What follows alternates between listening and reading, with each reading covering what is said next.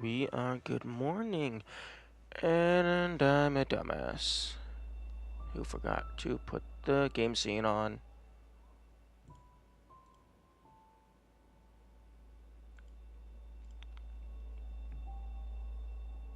There we go. Now let me go ahead and fix this.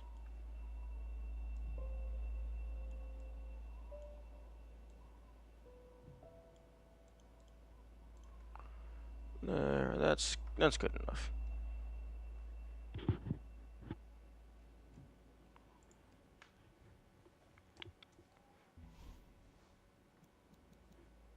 Game audio. Okay, there we go. Turn it down a little bit.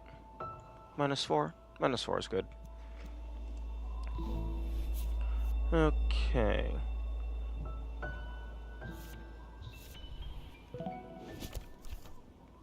Okay, so 2 seasides and 1, 2, 3, 4, 9 more full clears.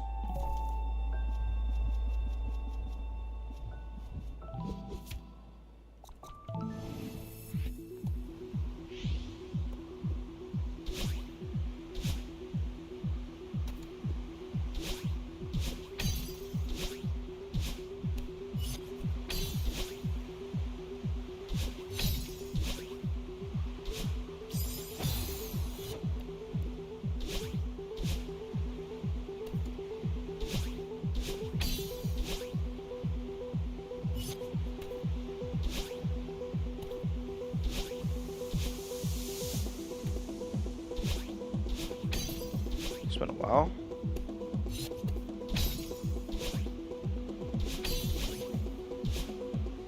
Oh, here we go. And it begins.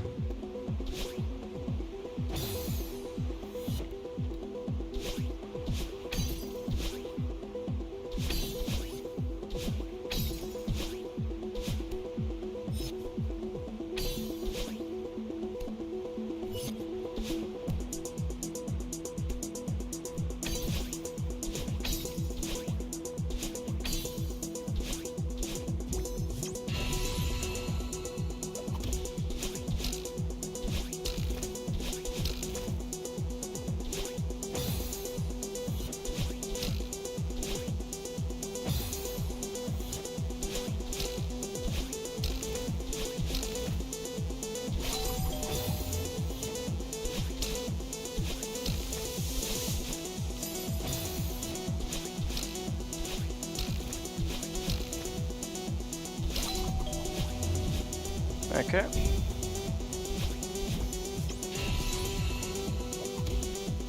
Now time for the room that matters.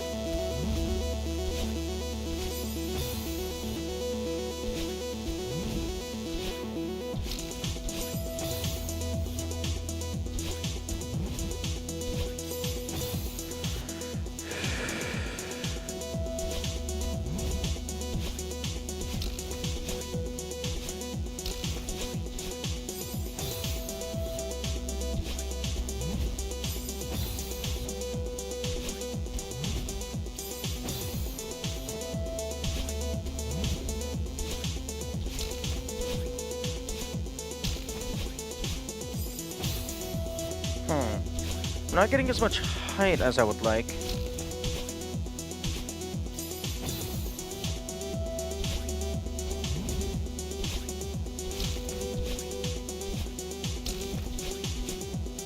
Like that. That's what you want.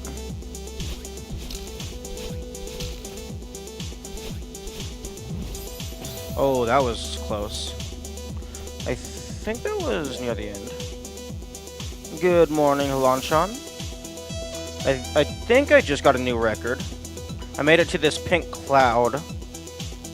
Okay, so then it's just up to the spring, bounce up to the crystal. Okay, no, there was still a little bit left to go.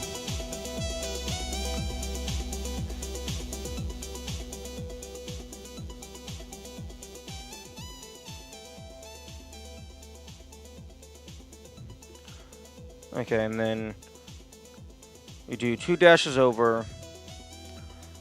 Probably just gonna do a small bounce on that and then dash through and then up.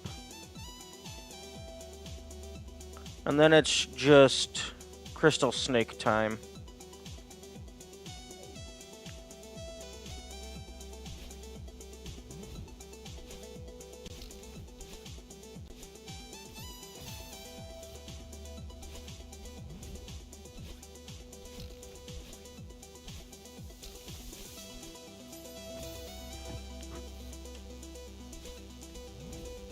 The only jamming out adjacent emote I have. It's a pretty good emote.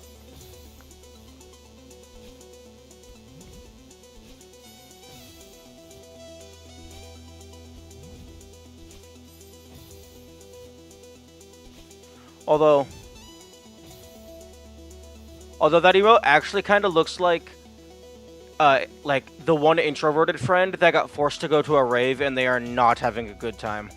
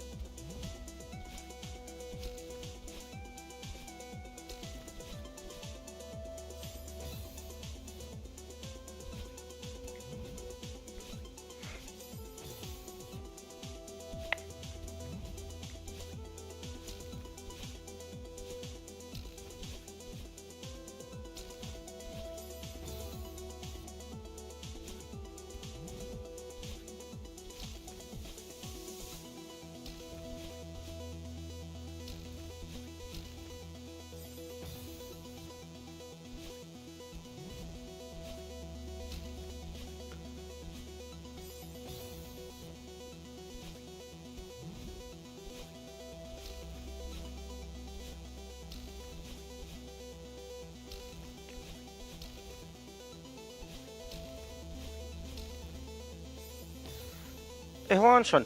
I don't know if you're familiar with the more like leaderboard side of the Celeste community, or even just communities in general.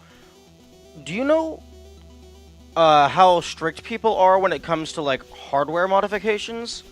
Because I'm curious if something like replacing like PS4 D-pad or PS5 D-pad with separate buttons would invalidate a run. Like, I don't really care about the leaderboards. I don't think it changes the challenge of like the golden berries or whatnot. I'm just curious how other people view the stance.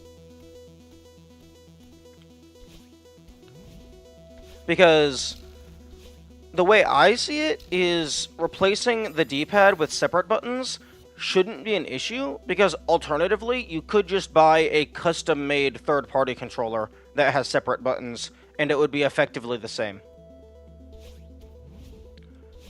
Although, if you were playing on, like, a PlayStation release of the game, then I would say it would be an issue.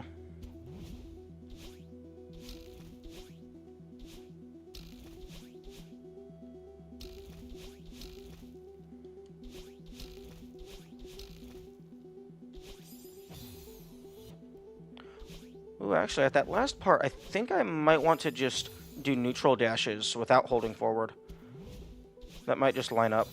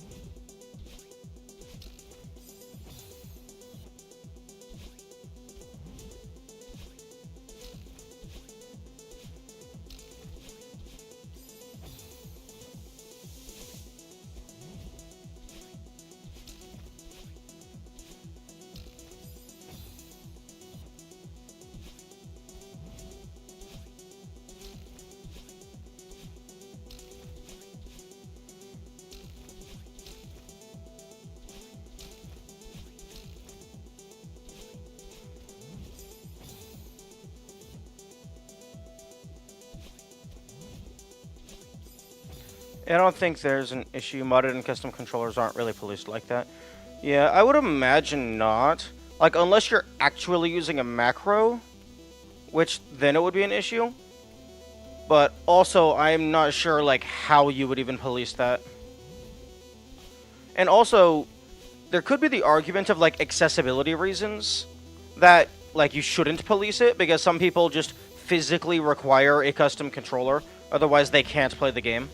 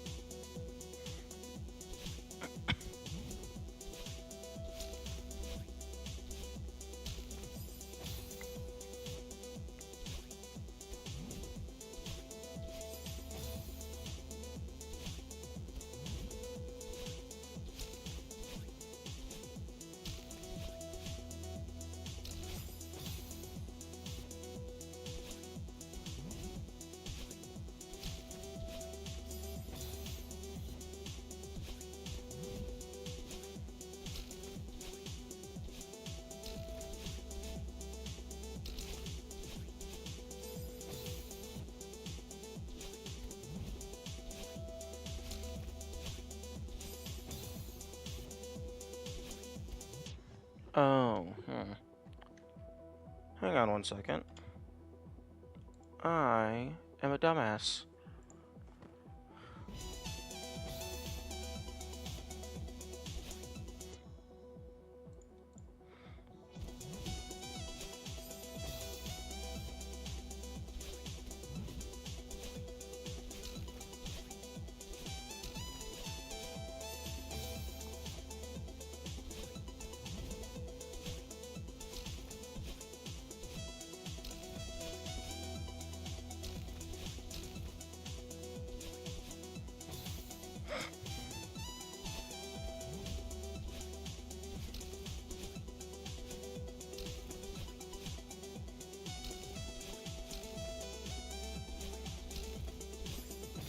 I never really got where the line for using macros was. They were allowed for doing demo dashes before the button was added.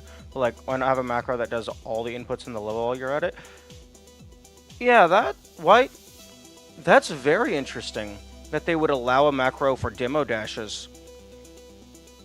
From my understanding, although like I'm not super big in speedrun communities, I thought the general standard was you are only allowed to have one game action per button press.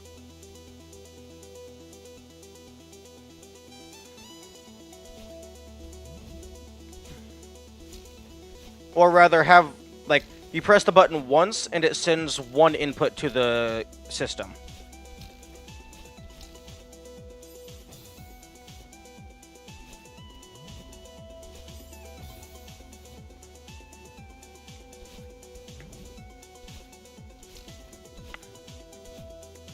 But yeah, no, I figured that, like, demo dashes would have been, like, a skill-based tech. So, like, you would not want to...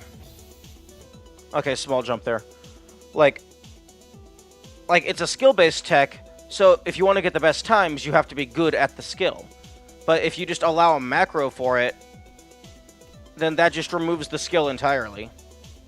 I wonder if they allowed a macro for it, because so many people were using it anyway, and like they couldn't really police it without requiring an input display for every single run.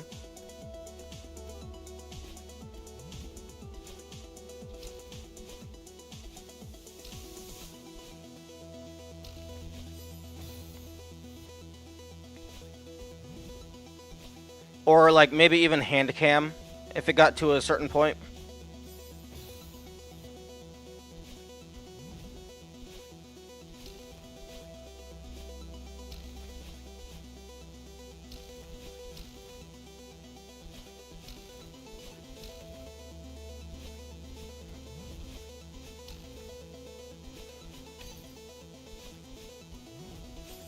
New record.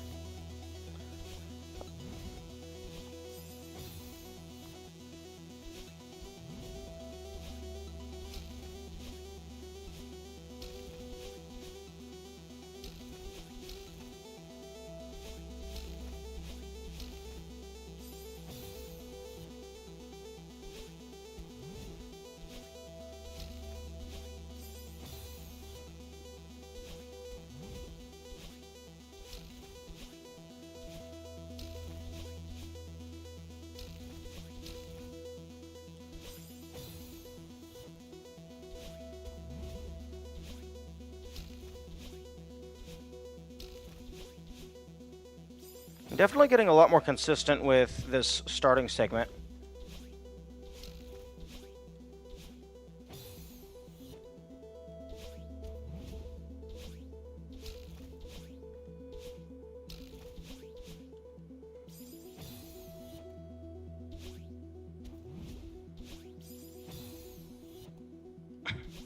He says immediately before crashing into 15 spikes.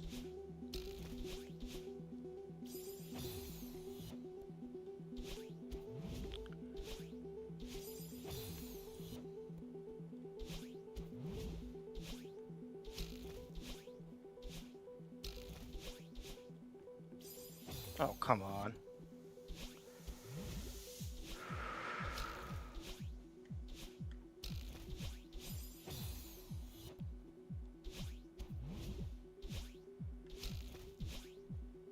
Also, I was doing some thinking yesterday. Technically speaking, the optimal route for 202, like 202 berries deathless, you would actually wait to do 1A dashless until you have unlocked the golden berry, so that you only have to play the level 2 times as opposed to 3 times. But then you would be pushing a major choke point to much later in the run.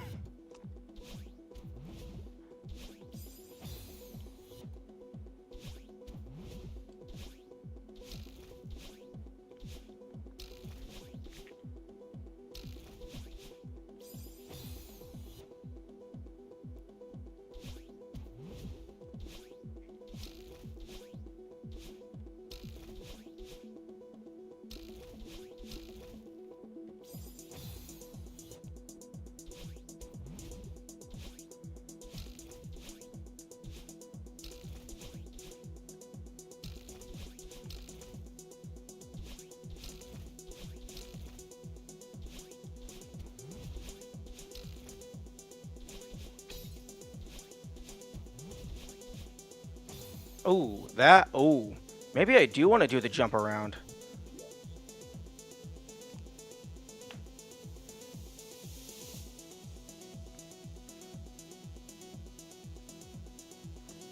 Because I would probably want to I would probably want to jump off of that and start the dash like right next to the hole in order to actually be able to do the up dash proper.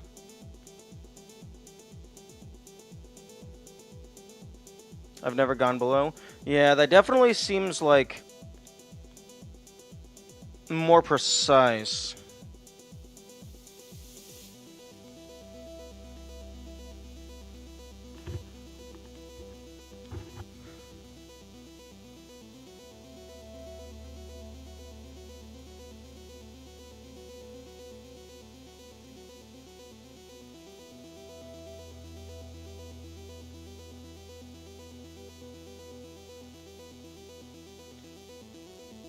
Also interesting. This 4 rooms. This seaside has more than 3 rooms.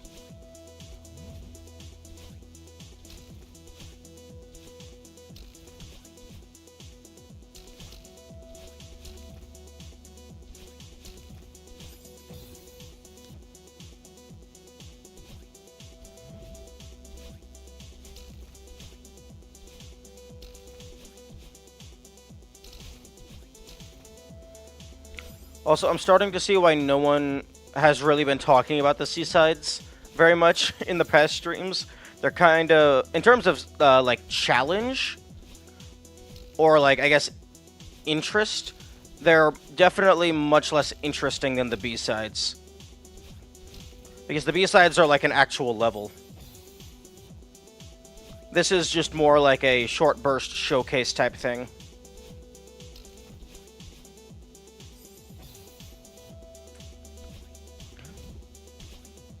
And then especially things like 2C, where like 2 of the rooms are nearly, one of them is completely free, and one of them is like something you would see in an A side.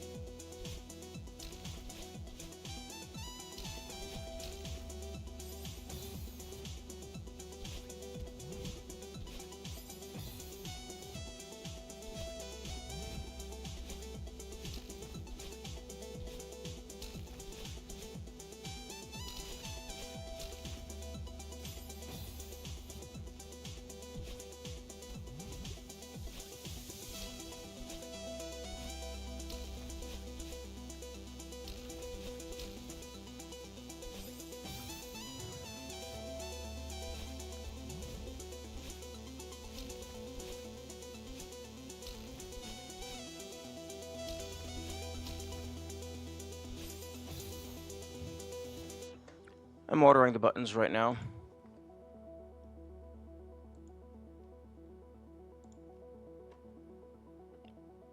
Color. Oh, they don't come in translucent. The D-pad modification replaces the stock plastic D-pads of the PS5 DualSense controller, 4 separate solid buttons.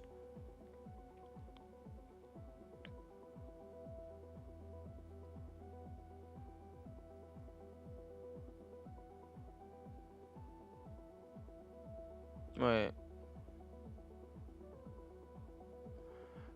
Choose Add RCP to include a new PS4 D-pad or rubber contact pad. I don't think I need a PS4 components for a PS5 controller.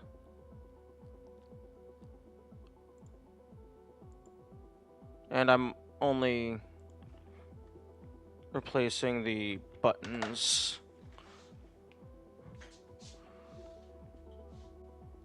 Okay, yeah. Hmm.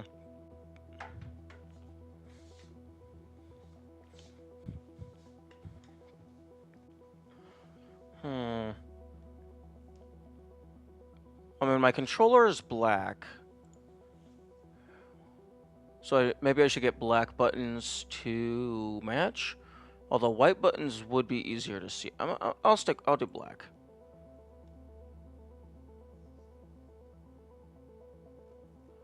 Okay, wait. 76 reviews. No, don't give me the full 5 stars. Give me the actual percent. Okay, 4.8 stars based on 76 reviews. That's probably fine. I mean, it's just buttons. It's probably hard to mess that up.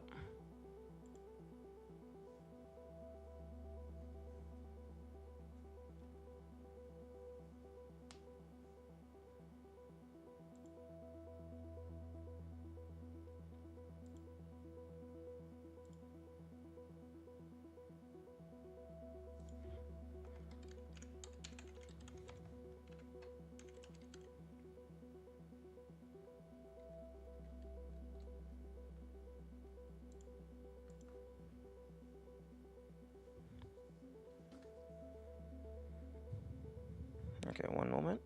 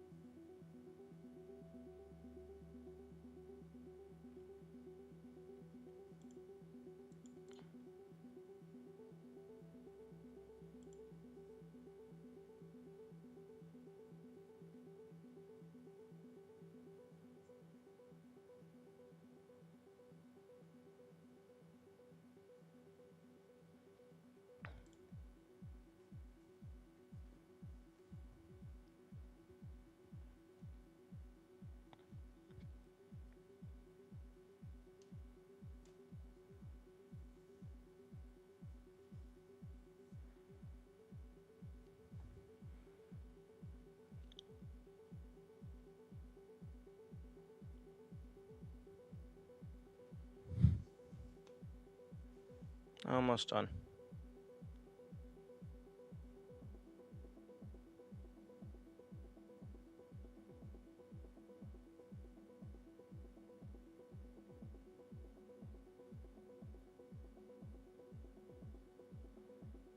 Okay.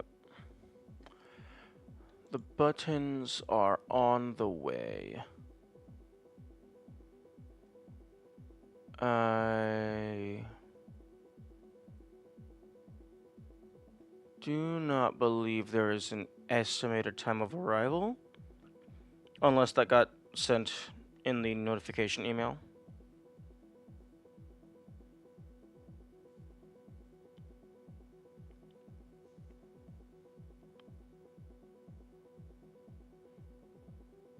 Okay, I guess it's prepping the order, although it does not have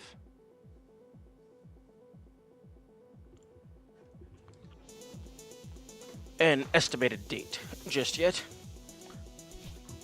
Although it'll probably be sometime next week. That's how it usually goes.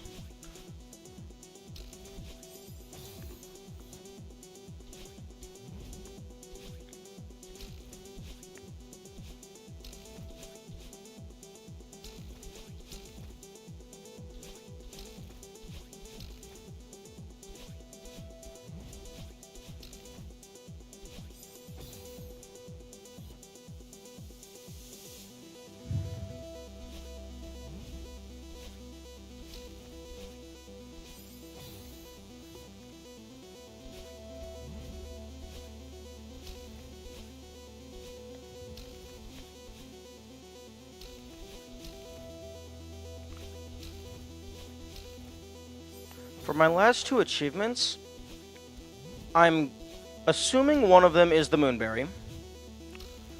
And for the other one, I have two ideas. One is, well, I guess three ideas. One is beat Pico 8 without dying. One is full clear all levels. And the other is 100% completion. Although, given that the percent... If I go to the percent of people who have the thing, the final achievement, 5.7% of people have it. I highly doubt 5.7% of players have gotten all golden berries.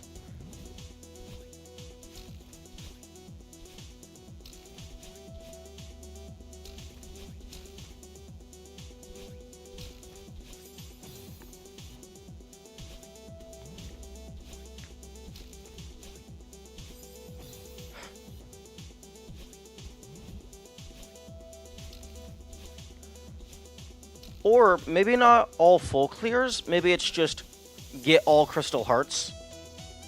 So, which basically just means do all seasides.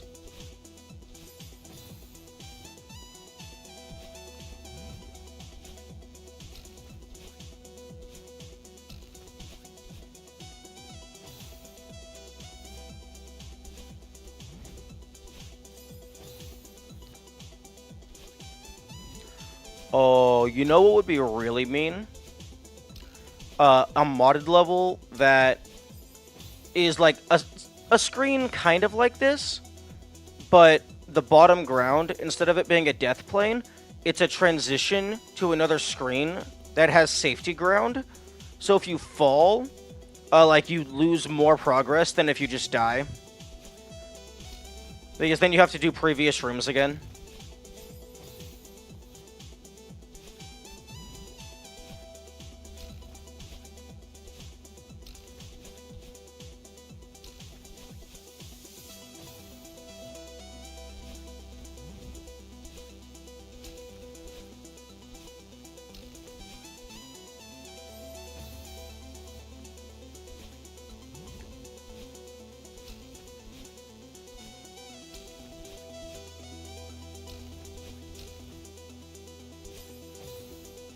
You can also quite easily just remove the retry button. Ooh.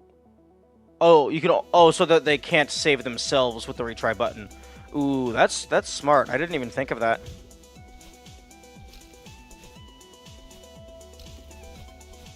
Although, if you remove the retry button, you also would have to remove the save and quit button, because it's effectively the same thing. It just takes slightly longer.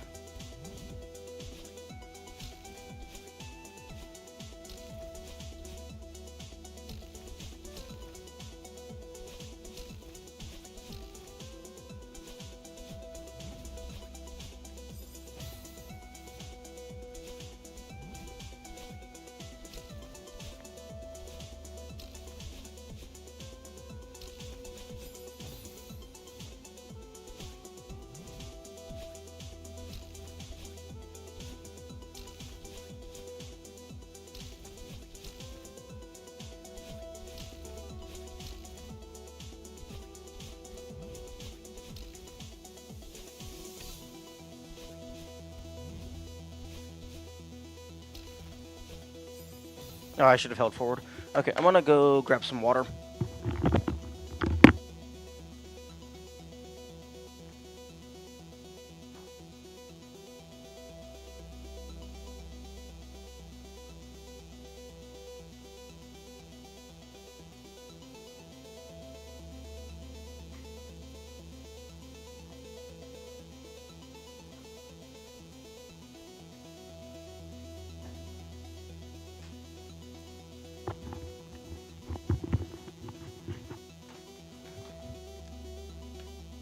Oh, that was a new record. I made it further.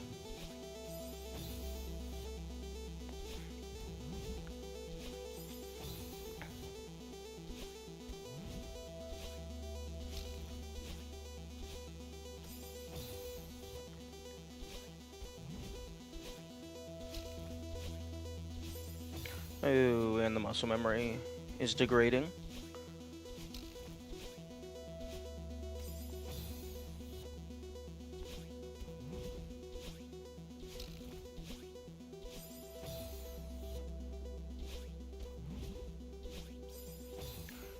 Any number of bad things are possible. You can cover the screen with something for your entire level. Slap in all known levels in a row. Force the player to get the golden berry. And oh, you've made the hardest and meanest mod ever. Yeah, but that's not actual... that's not skill-based difficulty. That's just bullshit.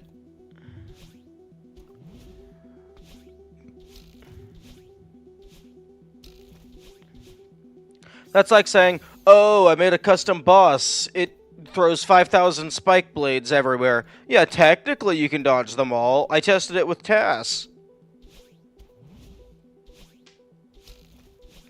It's like, yeah, technically it's the hardest thing ever, but nobody actually cares because it's not fun.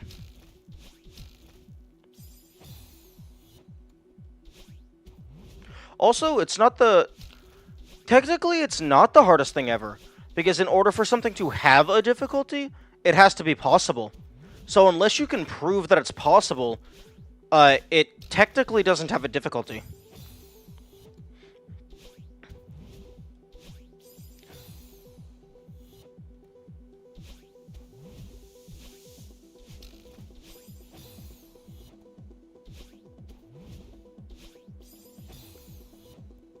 Easy to make something hard, but hard to make something good. True. Because in order to make something good, you have to actually know what is good.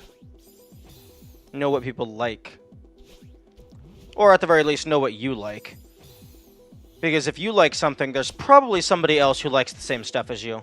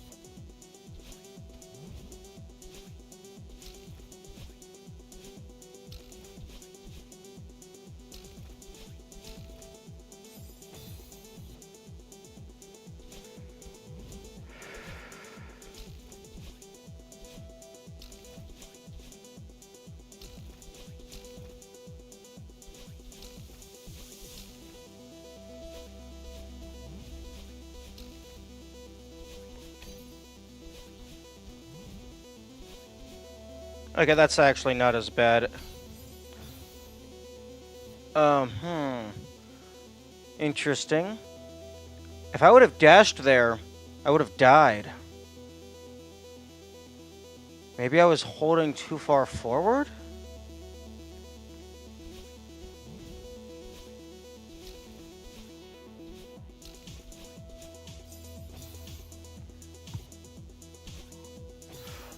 Oh, that's what that frog croaking is. In a previous stream, I thought there was some frog making noise in the game. No, it's the vibration on my controller.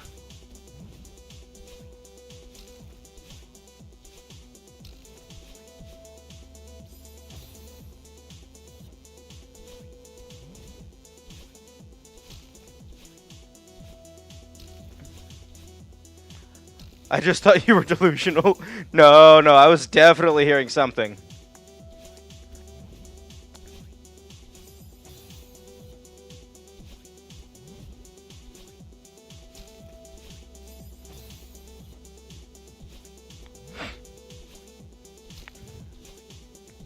Although I suppose I could have tested it by just muting all of the sound in the game and then seeing if it still happened.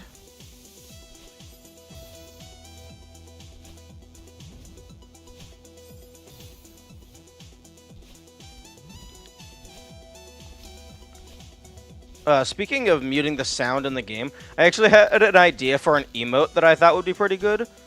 Uh, an audio dial getting cranked from full volume to no volume, and it has a little music icon. I think that would be funny. And thematic.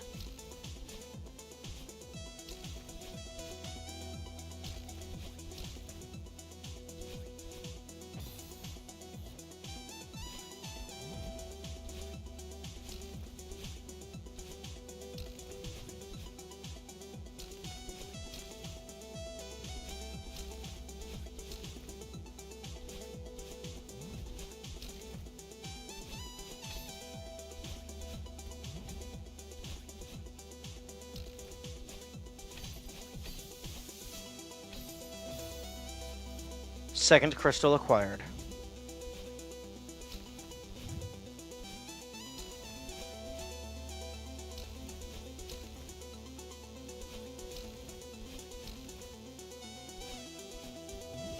Crap.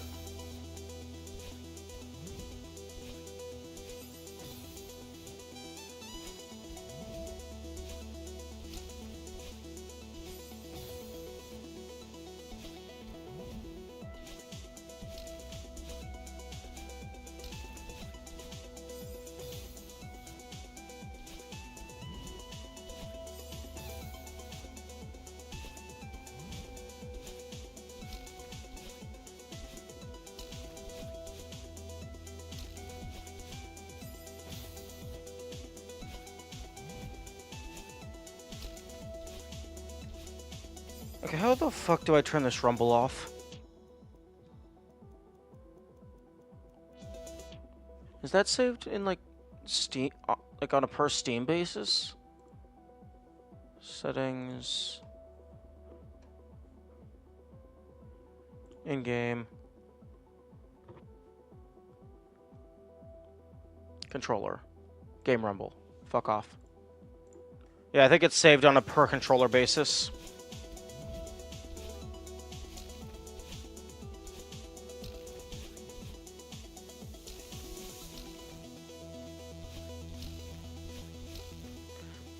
Which would make sense because Steam saves your controllers with custom names, so it can tell which ones is which.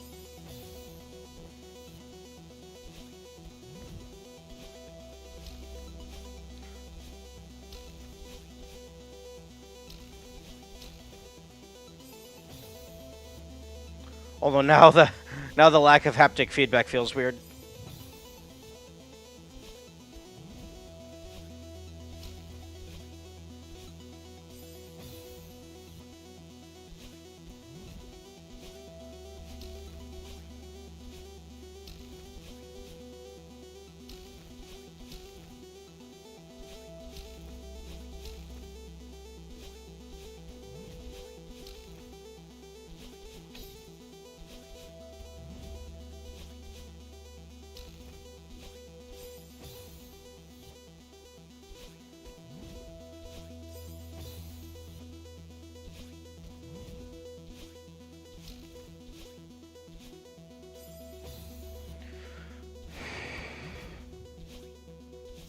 Fuck. Maybe I should do something easier until the buttons arrive. Something that has less dashes, where a fuck up will just instantly kill you.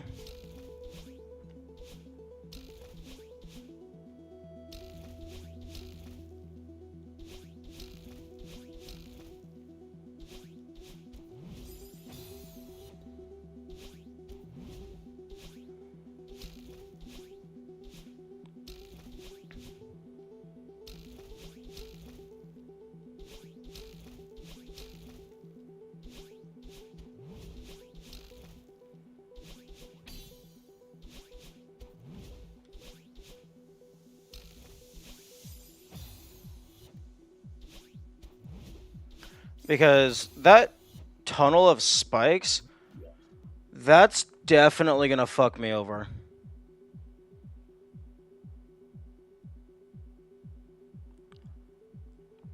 Because if even a single damned springs in their low bounces?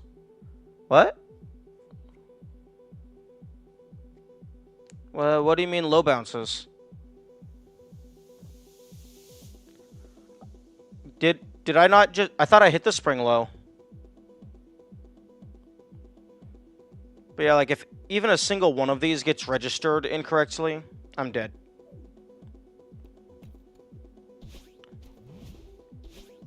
And that killed you? Yeah, but I hit the spring low. That means I played incorrectly.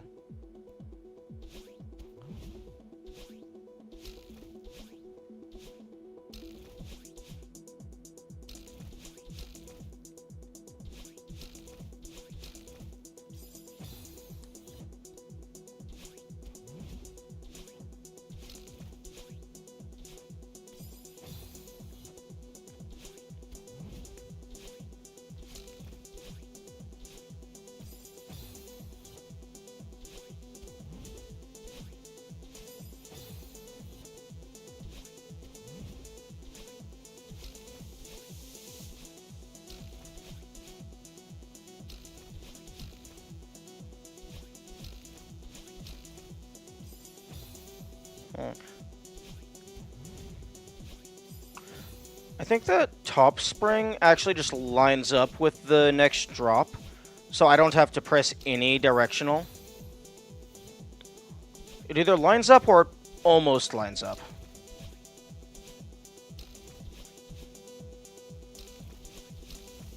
Okay, no, it does not fully line up.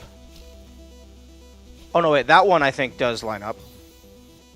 Man, that cloud is... I keep forgetting. Like, my muscle memory wants to get the big bounce, but the big bounce is a bad idea.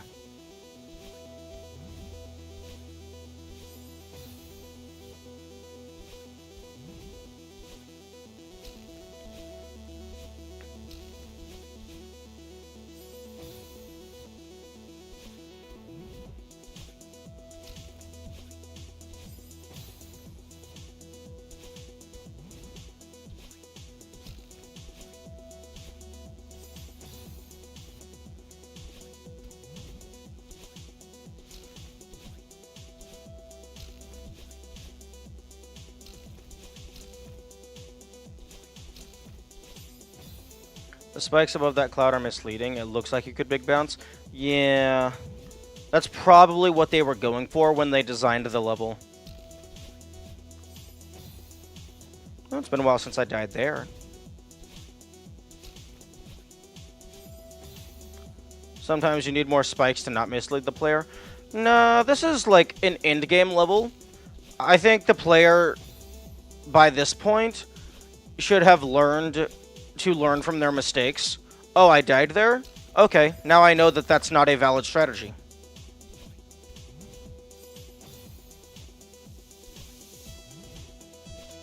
Because, like, really, you only need to try a few times to realize that a big bounce is probably not the intended strategy.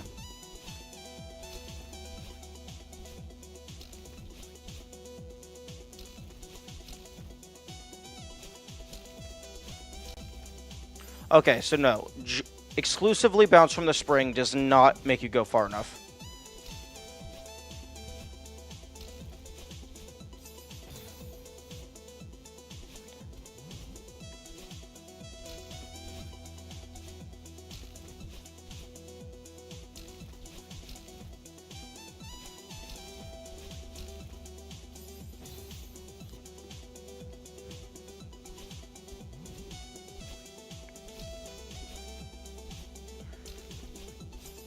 And, like, especially because this was the second to last level in the base game. So, I think you should assume that the player has like, there's a threshold of skill that you can assume the player to have by this point. And not only in skill in recognizing... not only in skill in playing the game, but also in skill in recognizing the game and like learning from their mistakes. And like realizing why they made mistakes. Fuck.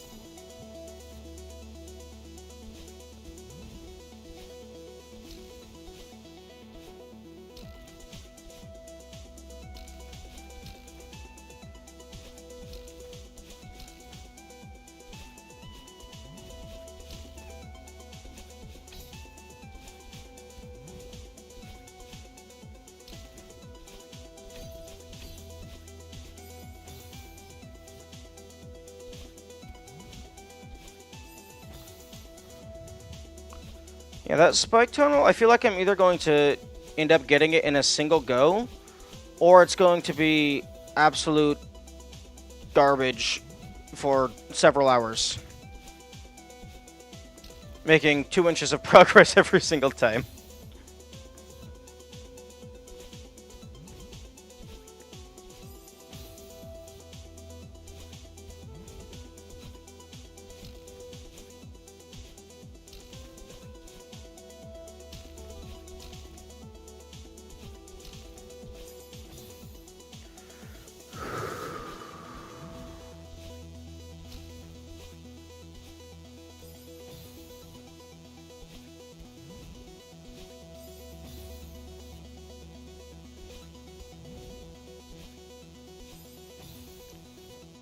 How in the fuck was I holding exclusively up? There is no reason for me to be holding up at all. And yet I was somehow holding only up?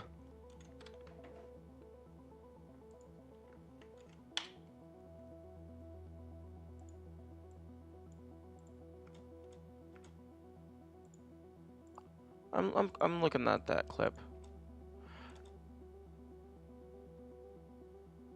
Yeah, no, somehow I went from holding only left to only up to right.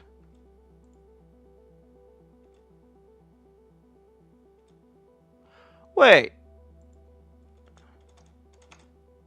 Okay, well, according to my input display, I pressed the dash button before I stopped holding left.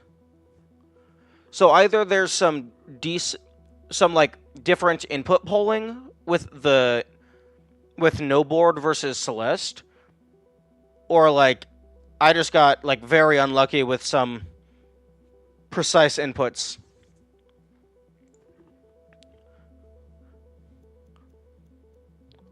Okay, I'm gonna go do some other stuff.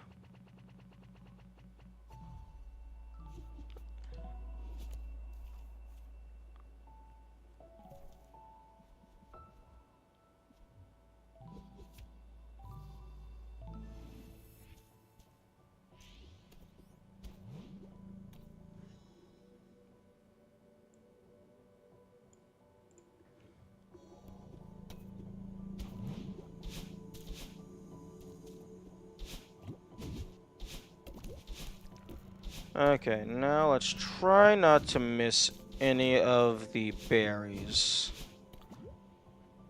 I know where the heart is. I can't quite recall where the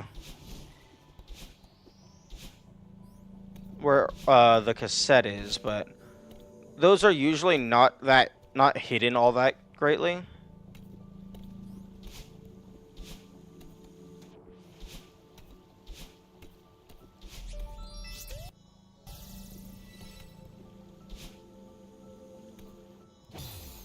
Oh, I thought I was in the cutscene.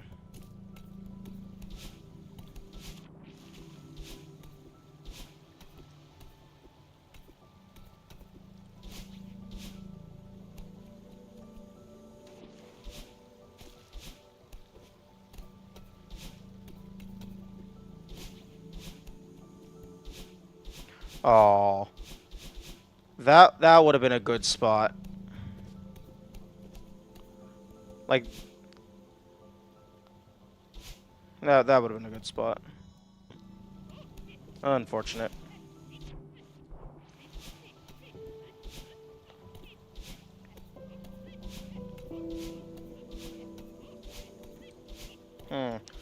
Can you only dash into the one wide tile if you're standing in front of it? Or is it just really precise?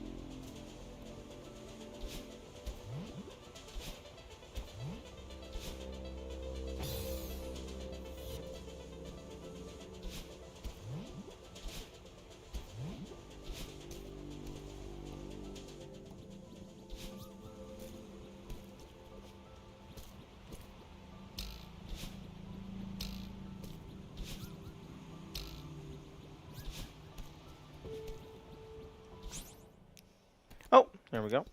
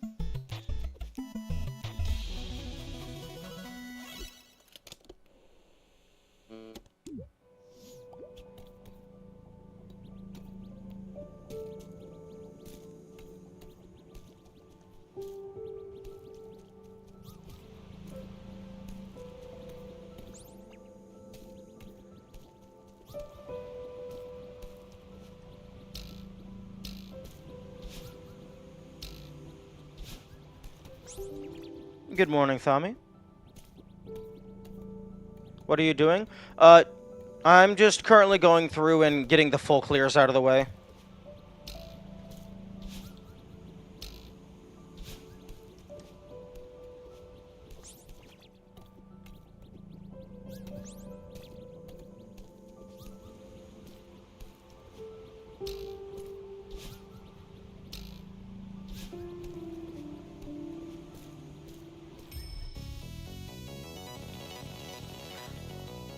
Ooh.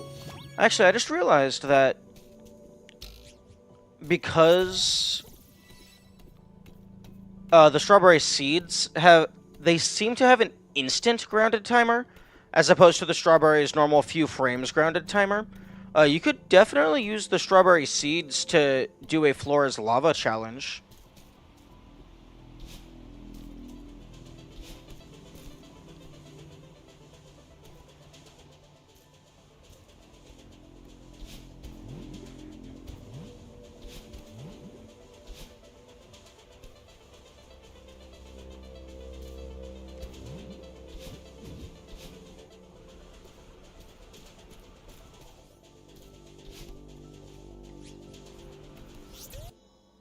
I think that's everything for Area 1.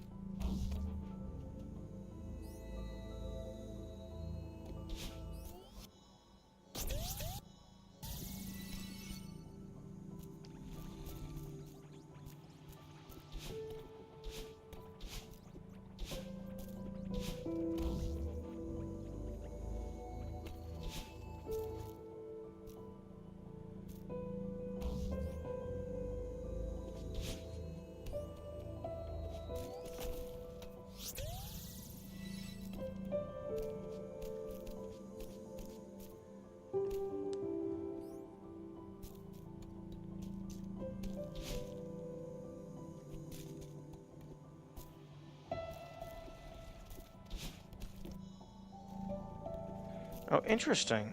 Apparently I missed a strawberry?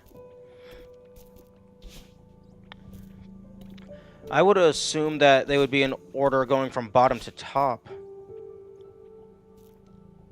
Maybe they consider this to be the second area?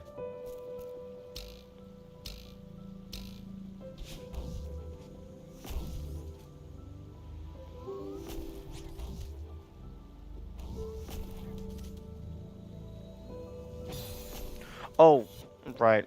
I forget. That kills you.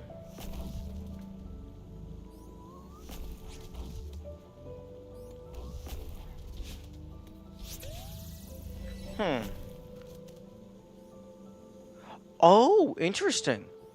I was curious if this would kill me if it rematerialized on top of me. But no, it just prevents it from rematerializing until after you leave.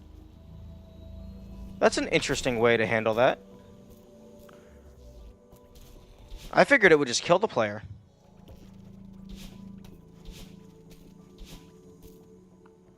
Would make sense to consider the one behind the... Would make sense to consider the one behind the immediately obvious move block the first one? Well, I mean, this one is the first one. But then, this is the second. And then that's the third. So maybe it's... Maybe it's bottom to top, right to left? No, but it can't be right to left because... I mean, I guess this one is technically lower. Or it could just be completely arbitrary with a vague order of operations.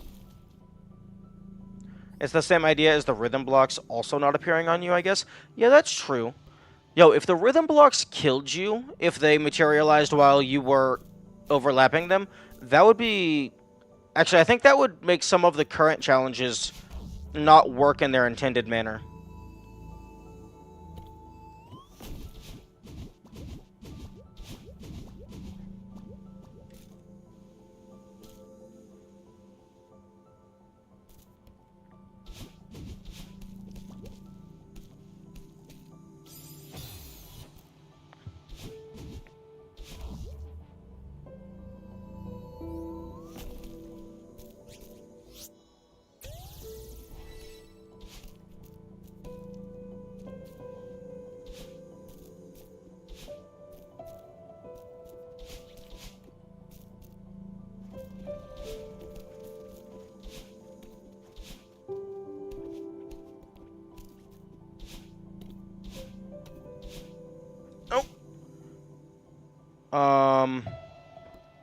Excuse me?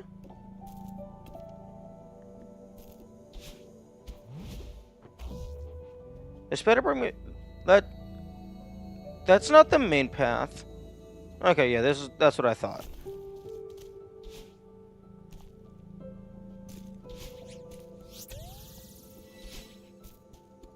Although, I think I'm missing something now, because there was stuff to the right.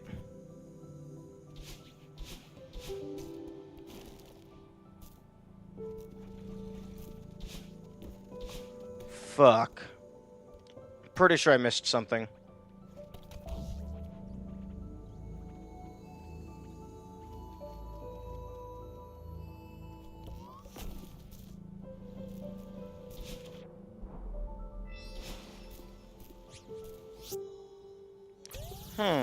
Well, the strawberries seem to be intact.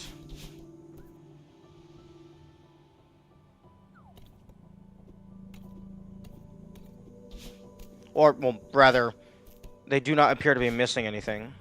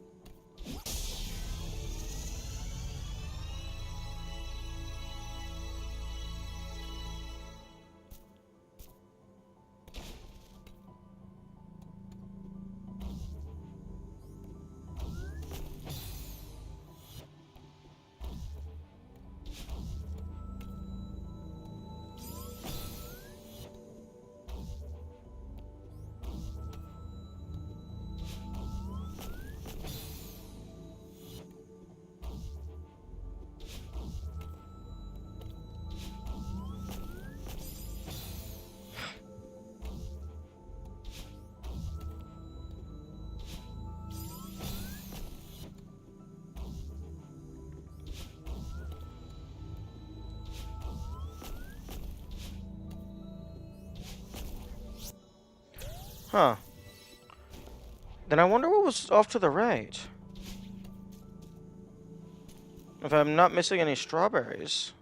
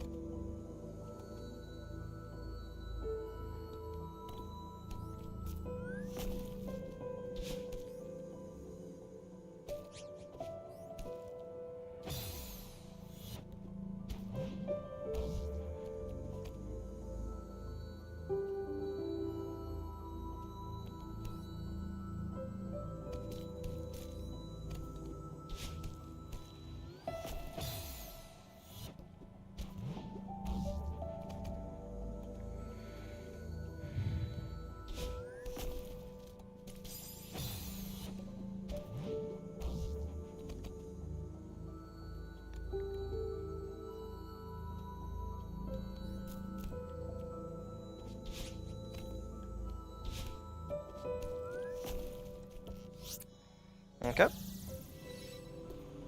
I have the cassette, I have the heart, so now it's just be careful and don't miss any strawberries.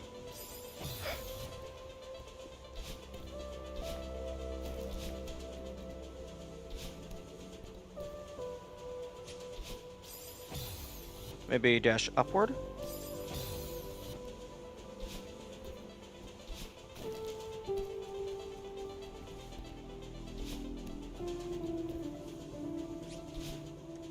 The fuck?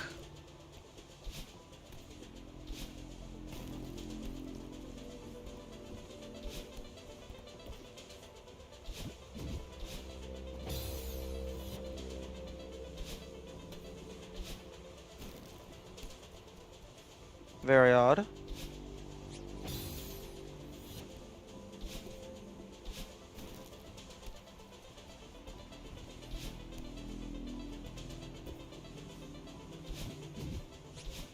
There we go. I missed one.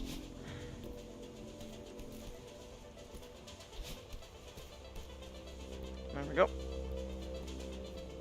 Oh, you.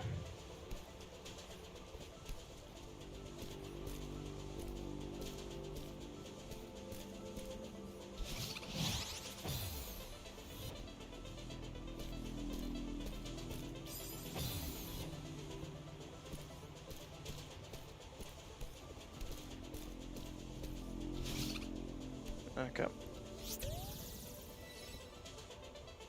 At least you can refigure all the puzzles out while going for the full clear. True.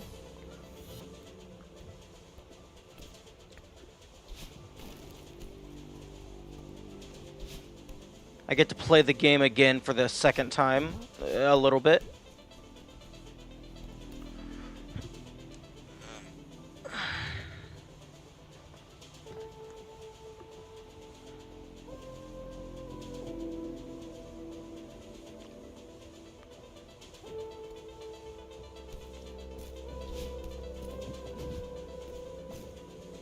Also, an interesting thing that I just realized, horizontal transitions are safer than vertical transitions because vertical transitions have the risk of a platform blocking you from going back down.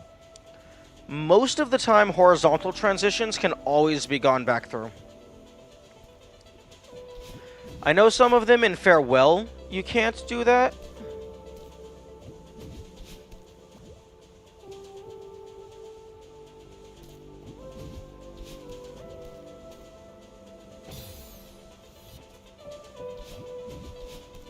But I think most horizontal transitions you can actually go back through.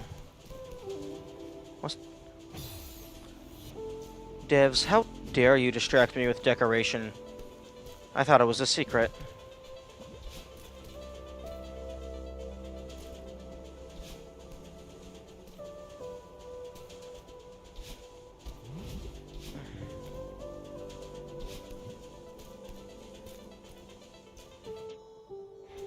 I feel like I'm missing a strawberry.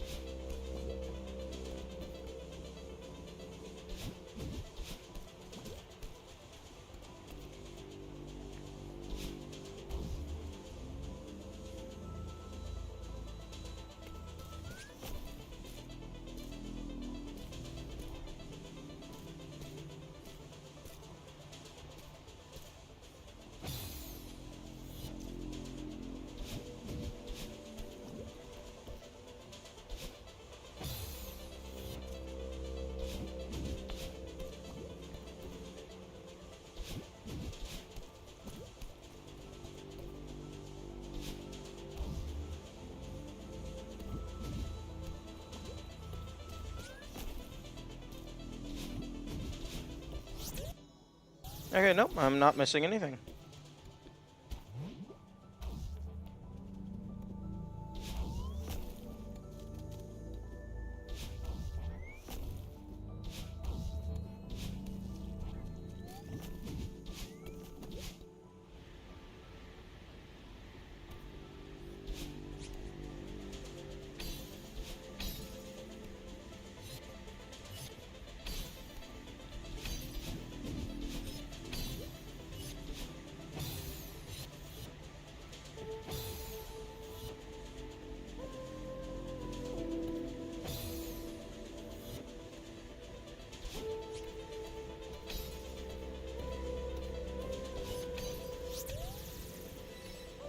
Oh, oh! Oh, that's hilarious. You can get the strawberry by standing next to the spikes.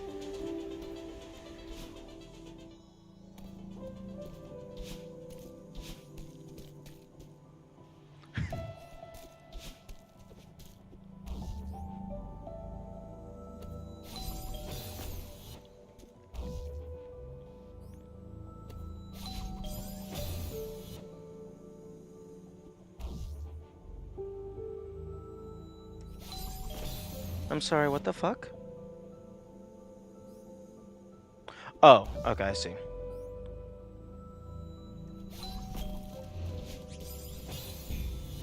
Maybe? Maybe I see?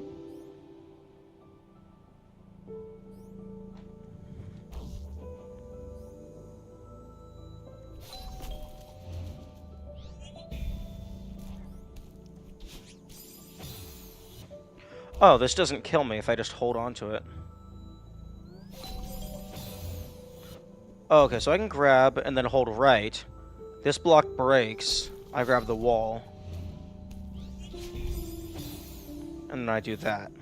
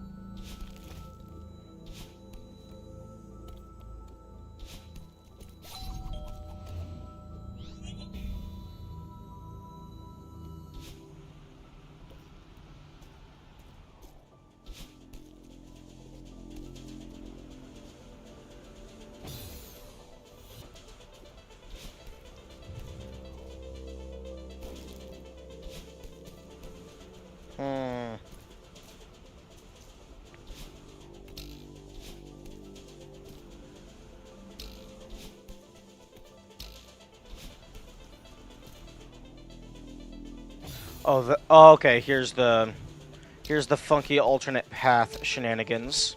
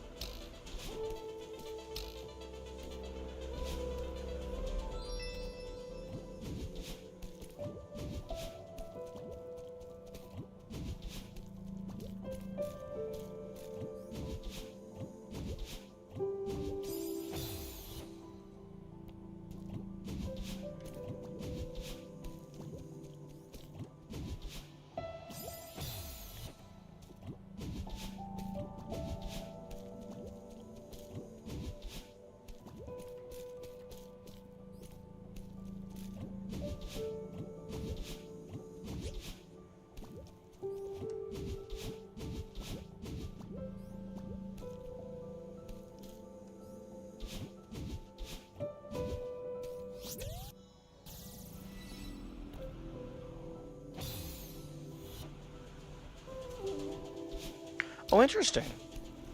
Most of the time, those doors respawn you at the door.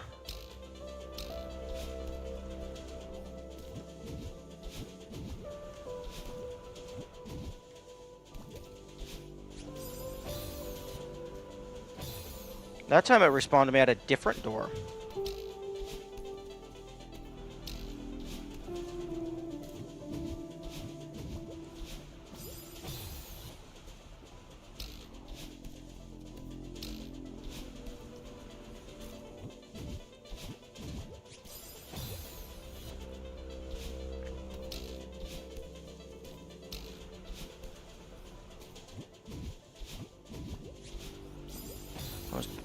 Game? Controller? Cease?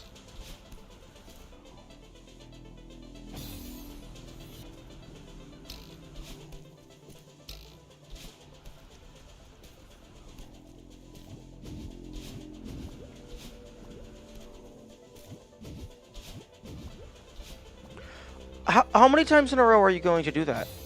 I'm trying to dash directly left.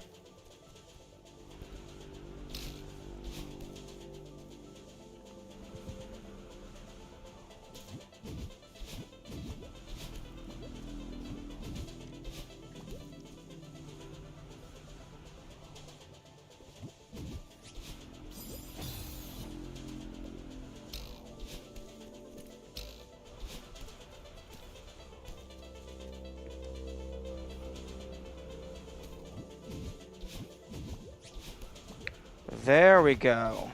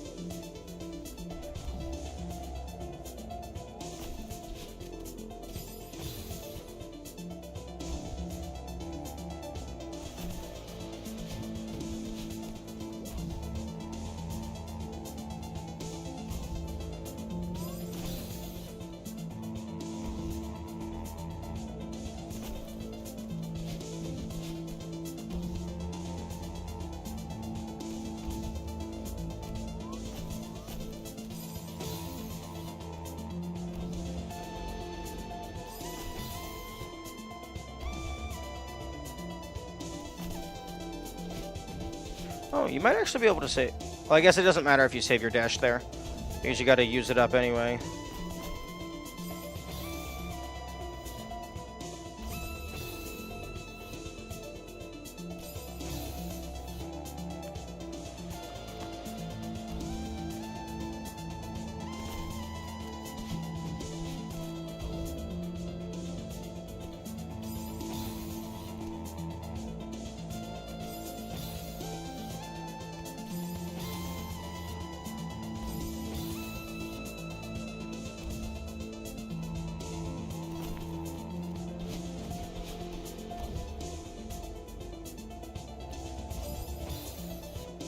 Oh, I can just hold on to it, go up higher.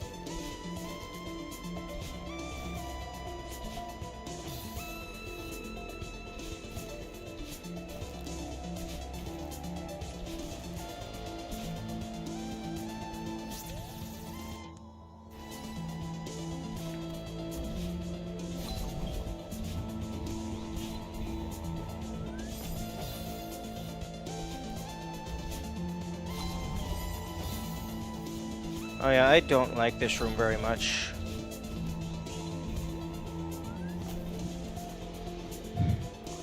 Although it's not as bad as the first time.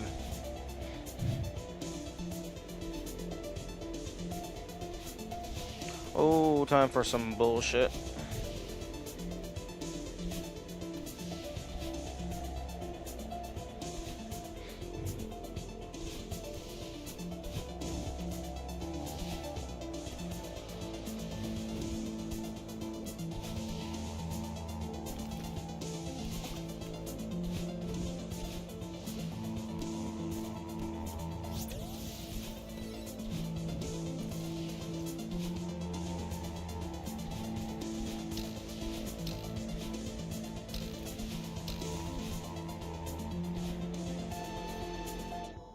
Two more.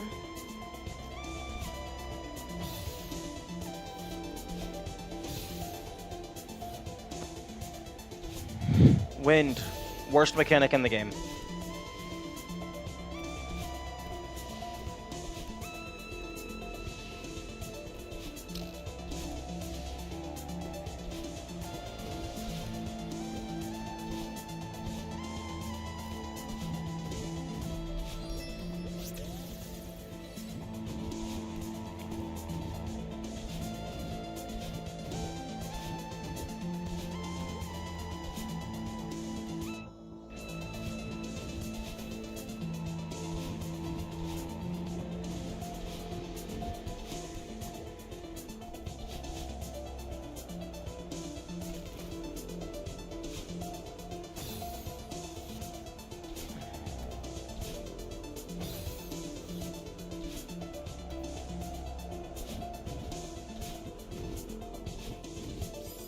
Okay, there's the last one. I did not miss anything.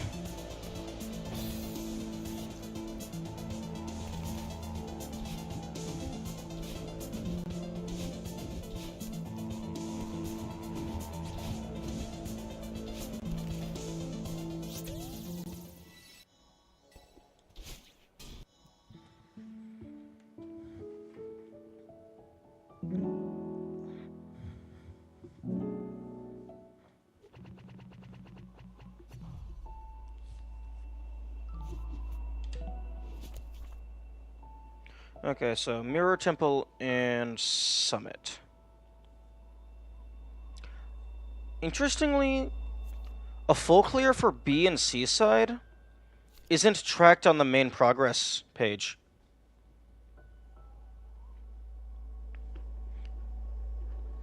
Okay, water.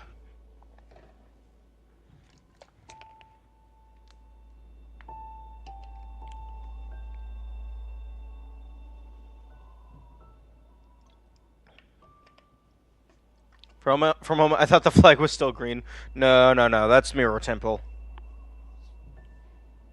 Okay, I'm gonna go grab some food.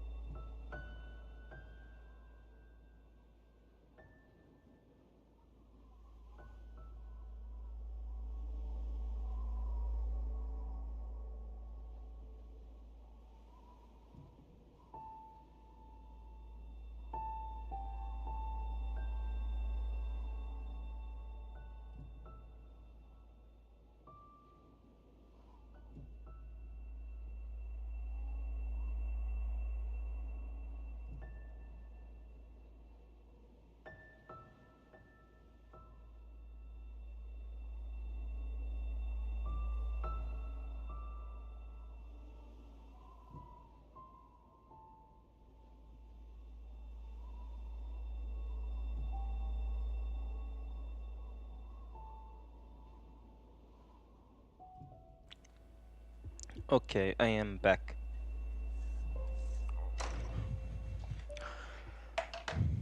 Something that would be really mean is if, uh, like the flag is green after you get a clear, and then it's yellow with a star after you get a full clear. They could have done it to where, well, I guess maybe they did do it, and I just don't know. Uh, if you get a golden full clear with the golden strawberry as well, and it makes it like super shiny.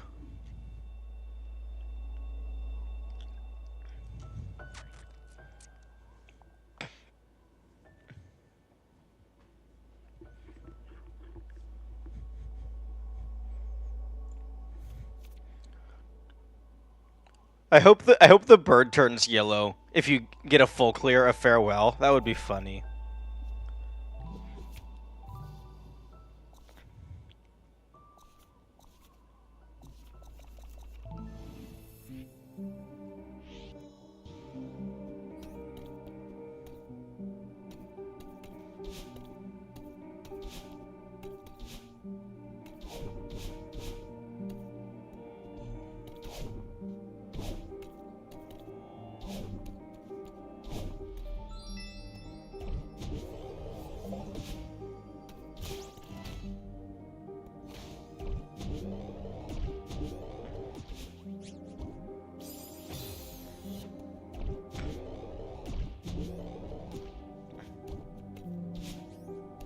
Did you finish farewell? Yes, I have finished farewell. However, I did not do it in a like from start to finish, so it doesn't actually count as a clear. So I'm gonna have to do that again. Although I would have had to do it again for the golden berry anyway, so it's not that big of a loss. Although I have not found the moonberry. That's something I need to do. Sorry about that. That was probably pretty loud.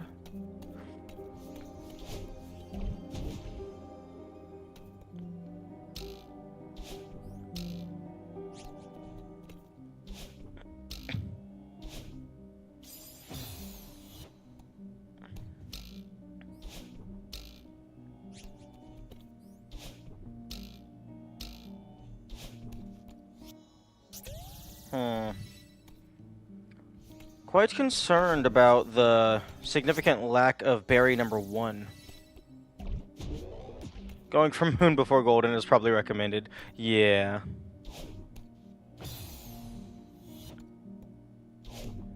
Although, I'm looking forward to seeing how the game shows you that the moonberry exists. Because I know the moonberry exists because, like, I've just... Like, I saw a video talking about it. But it's supposed to be a secret, so I'm curious as to, like, how I'm curious to find out the intended means of discovering its existence.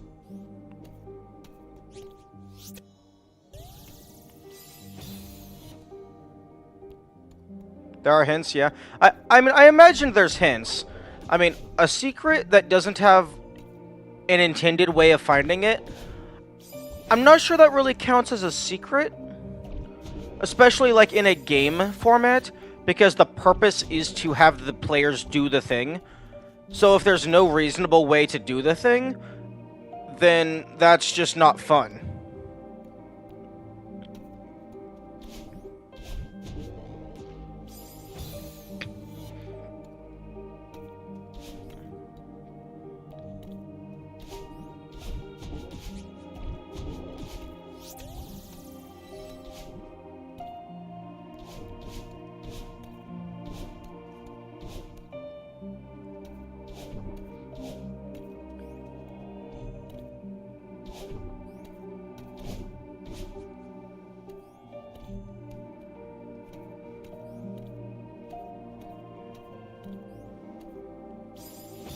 That was savable.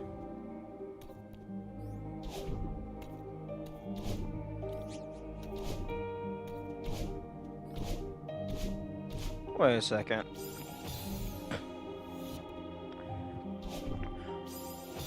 I think my eyes were just playing tricks on me, but it looked like my dash recharged after collecting that strawberry.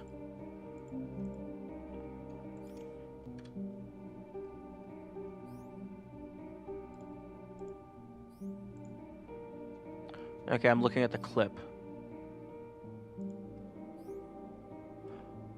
Oh no. Oh no, the dash didn't recharge. It's just I was crouched and did a dash and I just jumped after it recharged.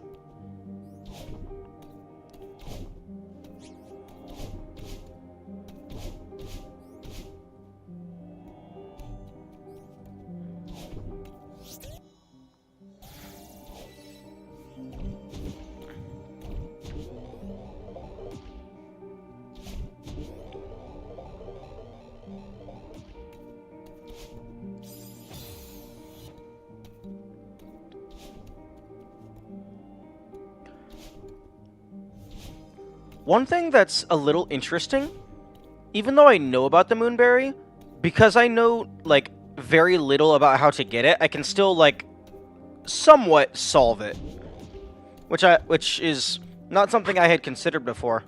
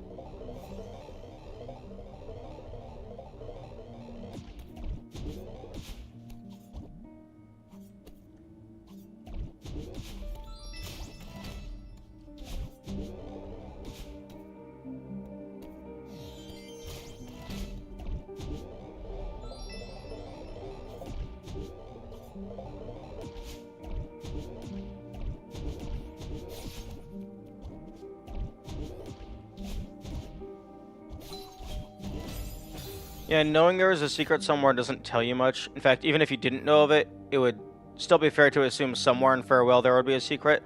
Yeah, Farewell is definitely big enough that I would be surprised if they didn't put a secret.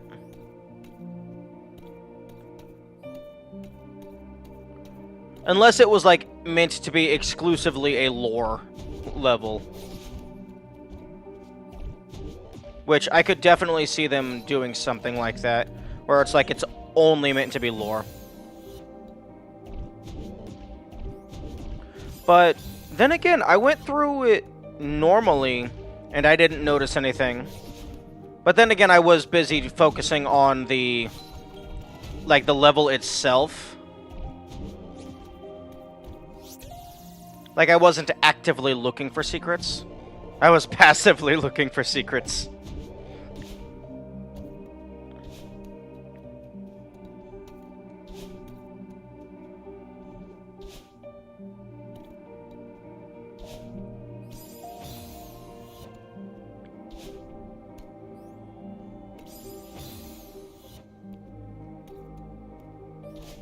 Wait.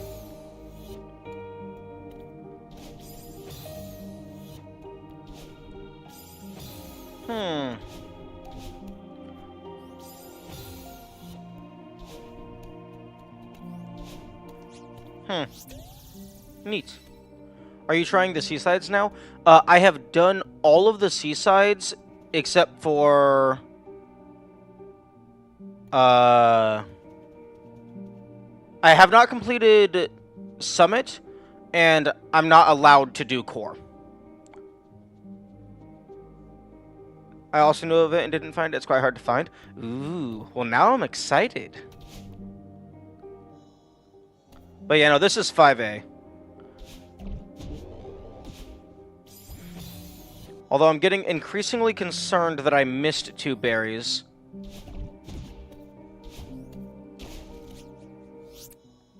Okay, that's number 2, so I'm getting less concerned.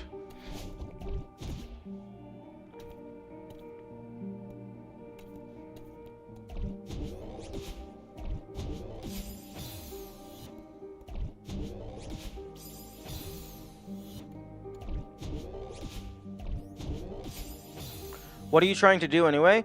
I'm just getting all the full clears at the moment.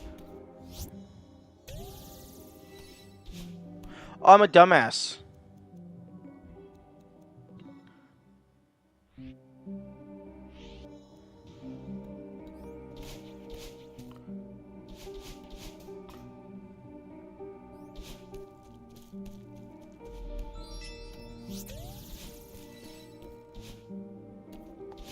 Trying not to be a dumbass. That's what I'm doing. But, you know, I'm trying to get all the full clears.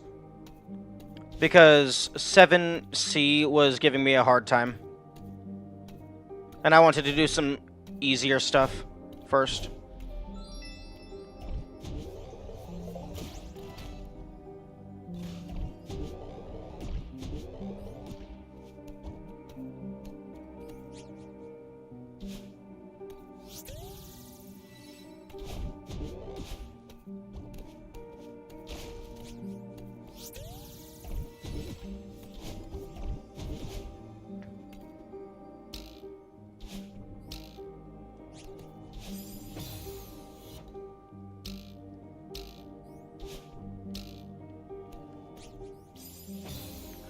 It's hard, it's insane. I spent the longest day of the 7C of the last farewell screen. You know, that's definitely tracking up to be...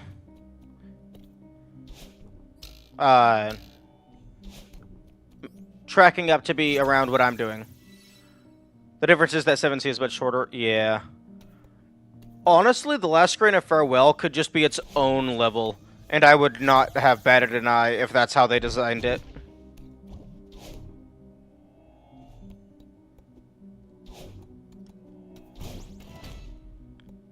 Oh, thank you for the follow, Abukek. Hope you enjoy me slowly learning things. 7C is still kind of long, though. Yeah, but the first and second room is like, the first room is, it's a little bit long compared to your average room. The second room is next to nothing.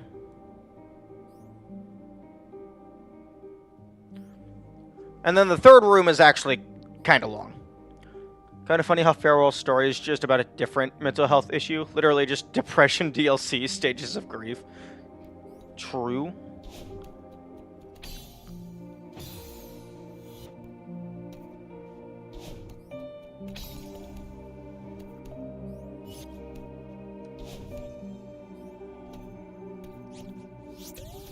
Boink. Wait, I just realized... Actually, unless Madeline is like living on the mountain now, that means that Madeline is able to communicate with Madeline in her dreams. Because Farewell, it takes place entirely within a dream, with the exception of the outro cinematic. So they can still talk. Unless, like, she took over Granny's cabin. Although, given how she was not handling things all that well, I highly doubt she would have the mental fortitude to live in Granny's home. Madeline is about to start trolling Madeline in dreams. Imagine getting gaslit from your own subconscious.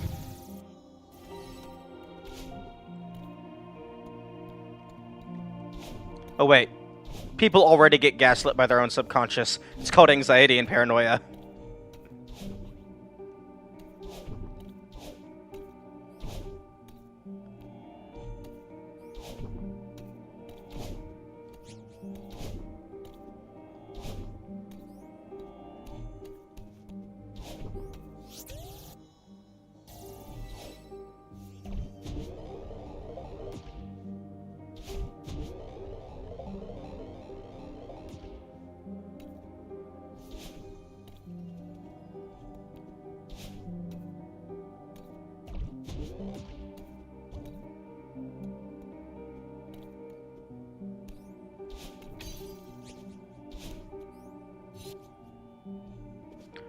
At the end of Chapter 7, Madeline says something about Madeline always living in her mind, just not being there physically.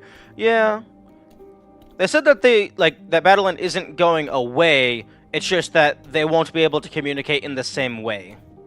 Which I assume that just is referring to Madeline will go back to being a normal emotion, and Madeline will have to use the normal tools to listen to what they're trying to say.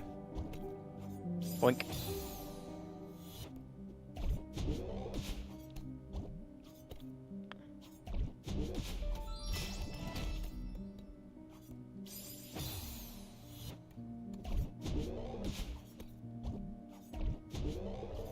Oh, interesting. That button doesn't reset when I died. I thought stuff like that usually resets. I guess the buttons are, like, the map state rather than the room state.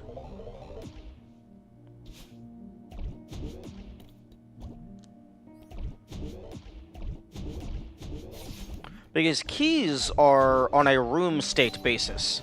So if I fail this, the keys reset, the door closes. Yeah. But the buttons, they stay pressed. Interesting.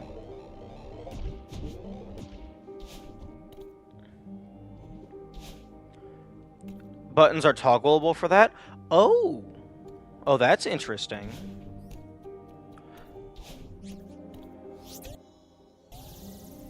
Oh, like in like a map editor or something? It's a case-by-case thing, whatever the level maker wants? Okay, that makes more sense. Okay, now where the heck is my last strawberry? There you are.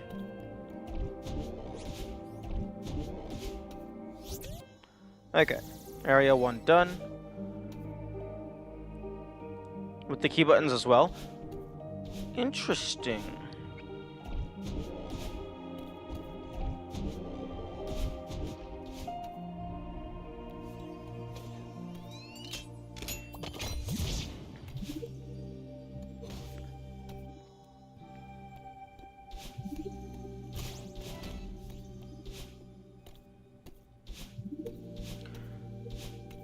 In that case, I wonder if there's any scenarios where it's faster to, after you press the button, just immediately retry to teleport to the start of the room.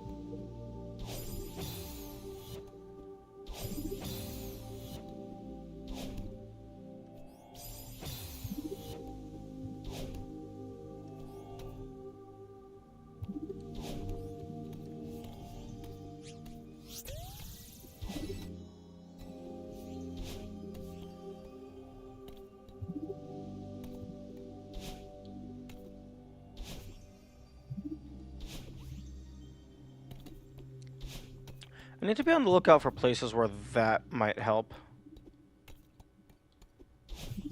Because I keep forgetting that you can do that.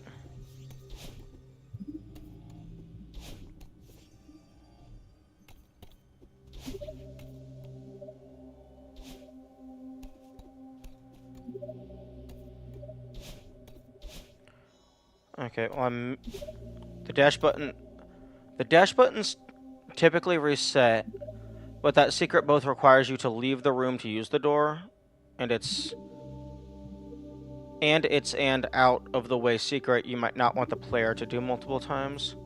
And it's an out of the way secret. Well, I mean, you wouldn't have to do it multiple times, just don't die. Seems pretty simple to me.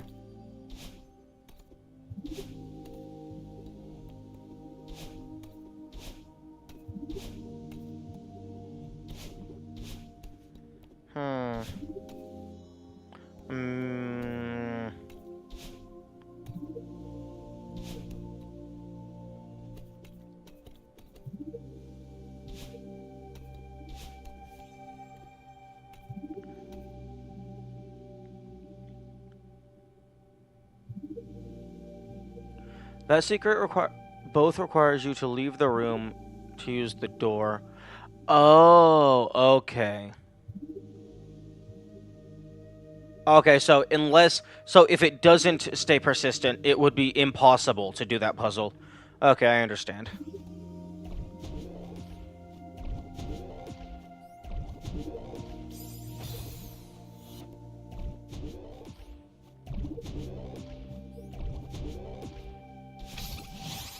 Ah.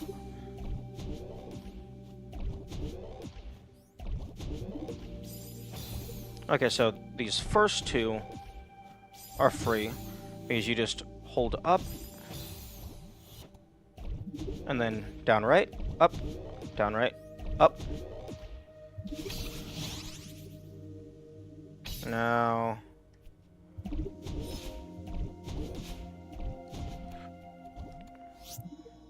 okay, so that's number 2, or rather 3.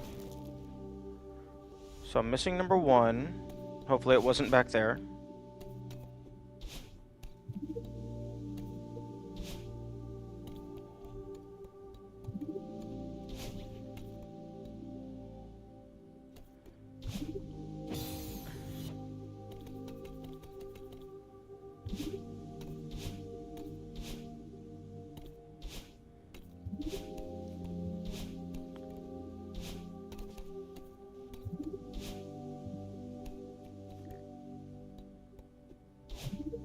It probably was back there.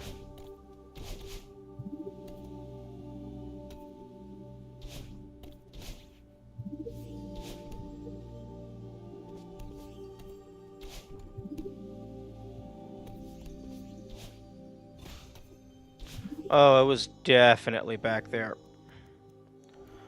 I'm gonna go until I get the next strawberry, just for confirmation.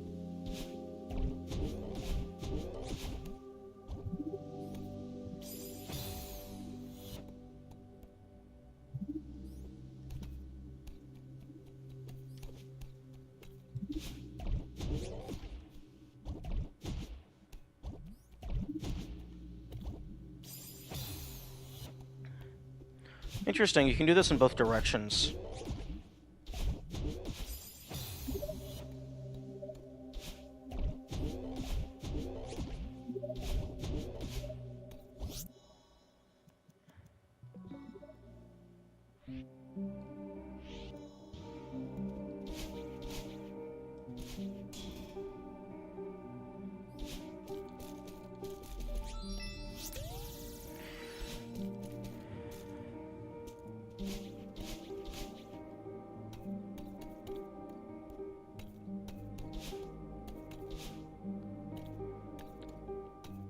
Ooh, something that could be an interesting thing is if they made it so that the golden strawberry could be used as a substitute for any given strawberry.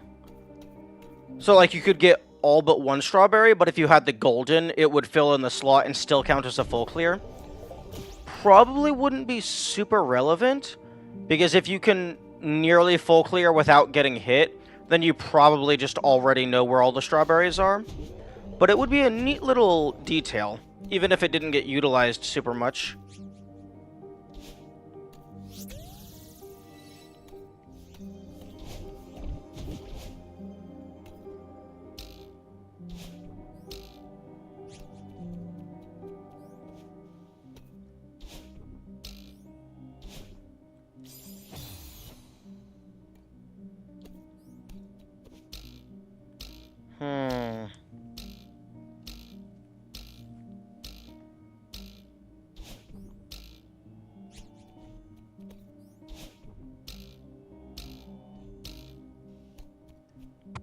What? Really? You didn't do the... Okay, I let go of my controller because I thought they had climbed up.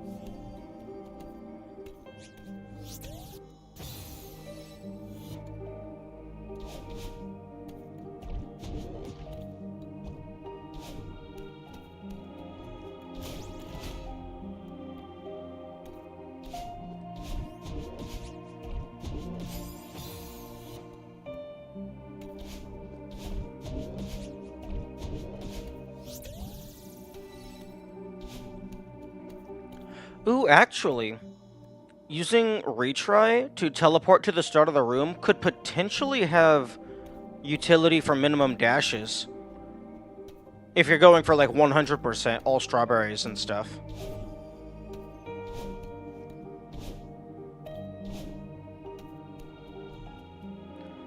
Because if it might take a bunch of dashes to get back to the start of the room, you could just take a death instead.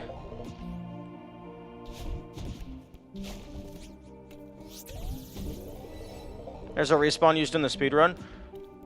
No, not because of switches. Yeah. When you say the speedrun, do you mean any percent or 100%?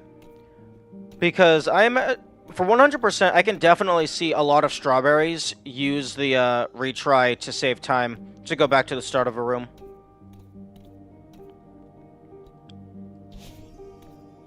Any percent? Oh, that's interesting.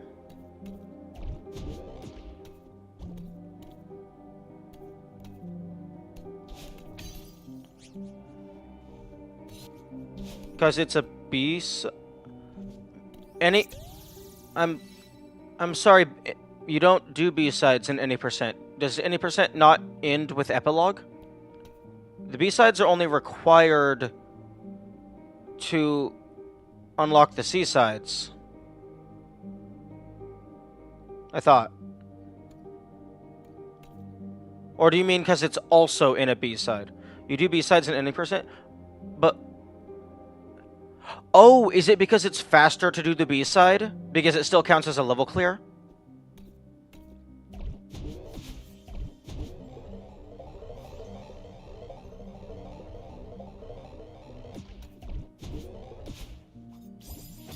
Yeah, it's faster? Okay.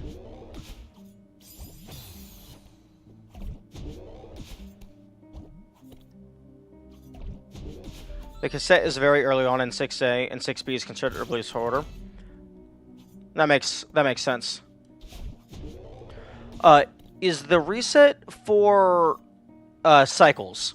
Like, is it like you get to a room at a bad cycle, so you reset to change the cycle?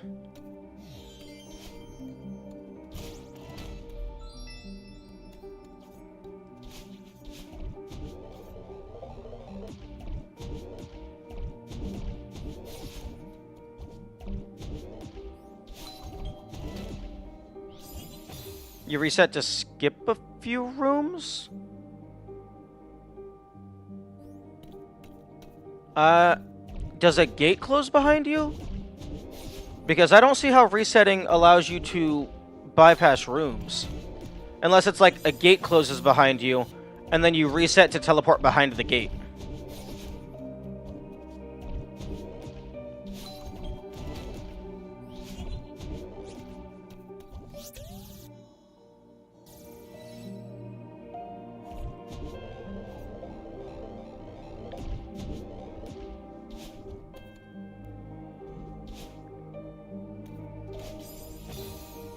You basically... Okay.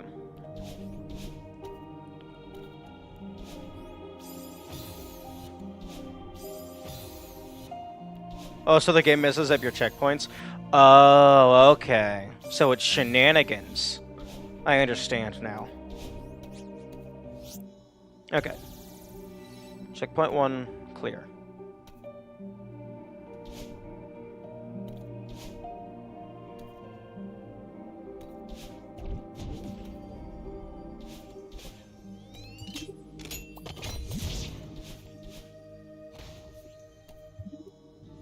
The respawn is actually not required. It's just faster than falling to your death. That's fair. Understandable. Okay, now where the heck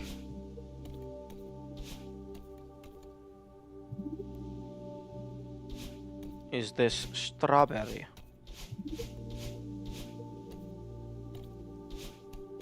There you are.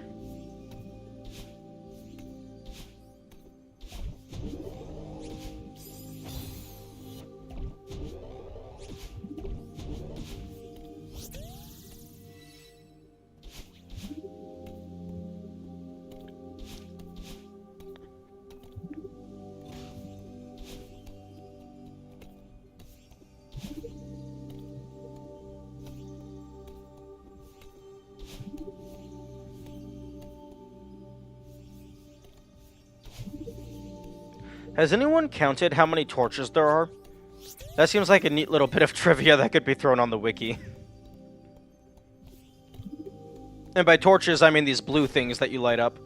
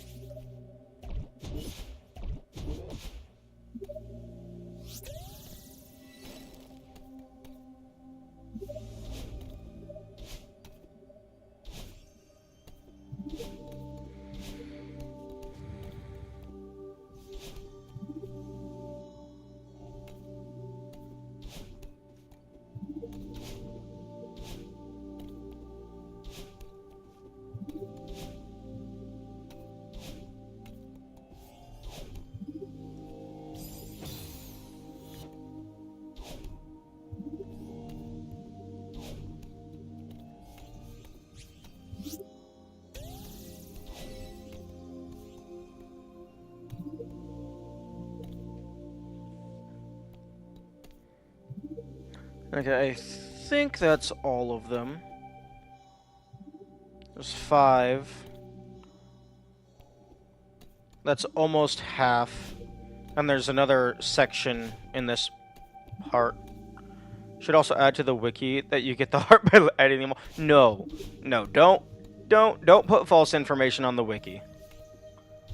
That's not nice. That's...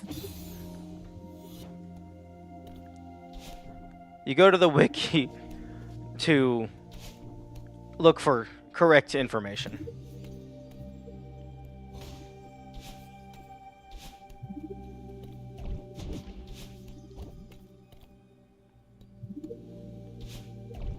Because there's some people like me who would actually believe that. And by people like me, I mean people who trust the wiki.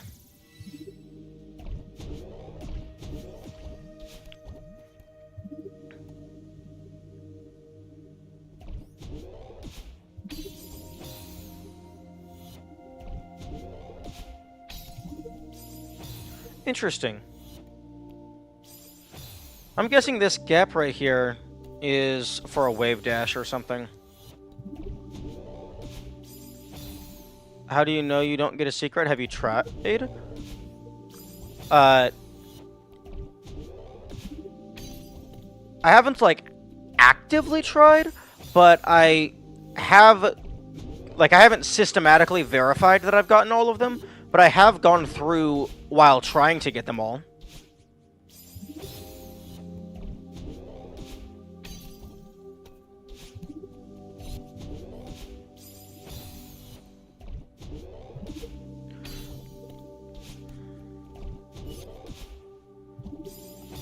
Although I can confirm that's not how you get the heart.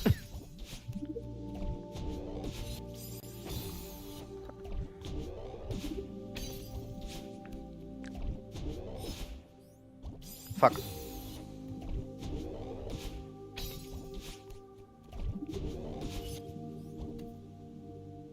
Really? Really? Really? You gonna be like that?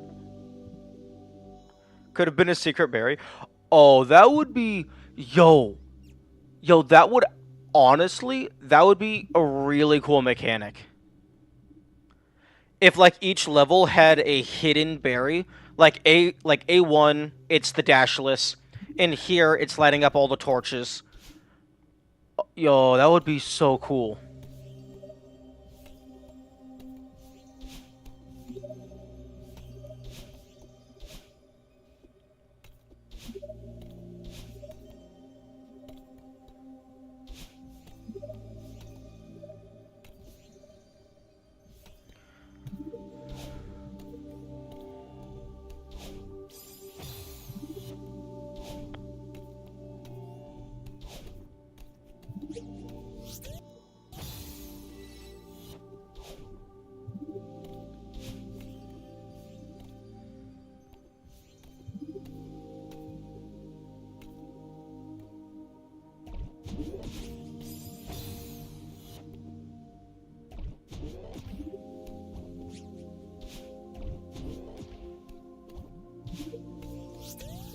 It would be cool if Chapter 2 had a secret route you could beat without activating the dream blocks.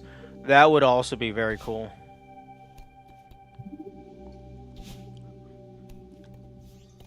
Like, there's just some random patch of snow that you're able to dash into to break.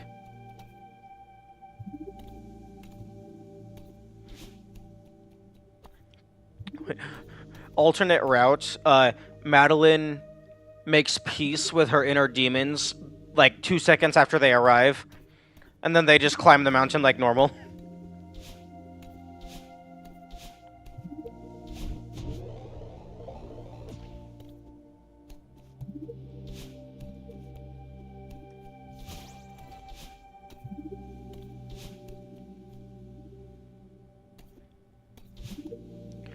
Actually, because Madeline is constantly breaking the fourth wall with, like, her character avatar picture thing, it could be funny if you did it to where, like, if you don't progress the dialogue, eventually they just get bored and they're like, what are you doing? And then they just leave. Or something. You could do something with that.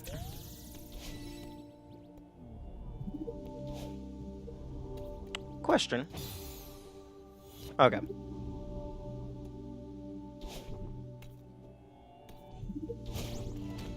Problem with alternate routes is that people can find them on the first playthrough. Yeah, but that's fine. Some people are just naturally attuned to those sorts of things. Just because some people are going to find the secret immediately, that doesn't mean it's bad. I mean, I found the secret route in Farewell before I even realized that the quote-unquote main route was false.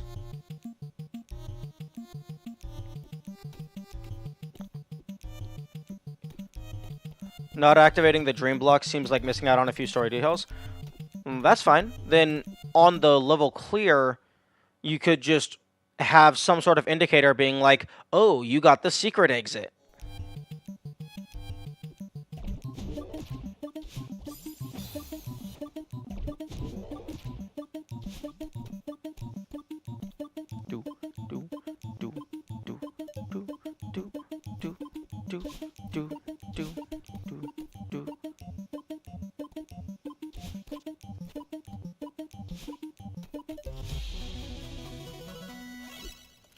Also, what story details? Unless you're talking about the battle and stuff. Because Battlein was the only story-relevant thing I remember from the Dream Blocks.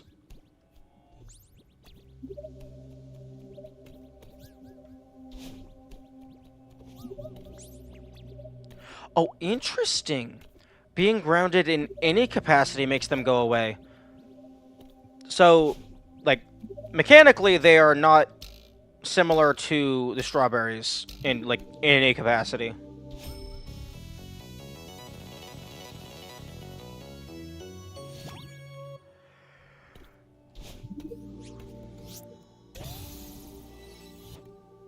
Oh, I thought it was going to bring me over here.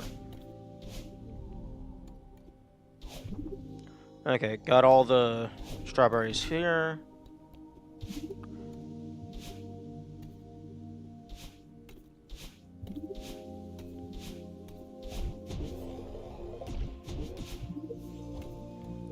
Anti-speed strat. Yes. We're going for the slow run. Although you can't actually really do a slow run of Celeste, because there's nothing to prevent you from just standing still forever.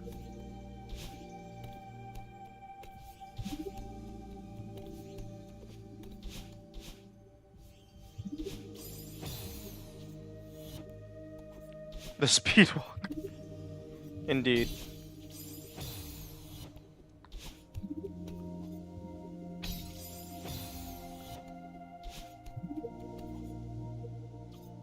Oh. Okay, I thought I still had a dash.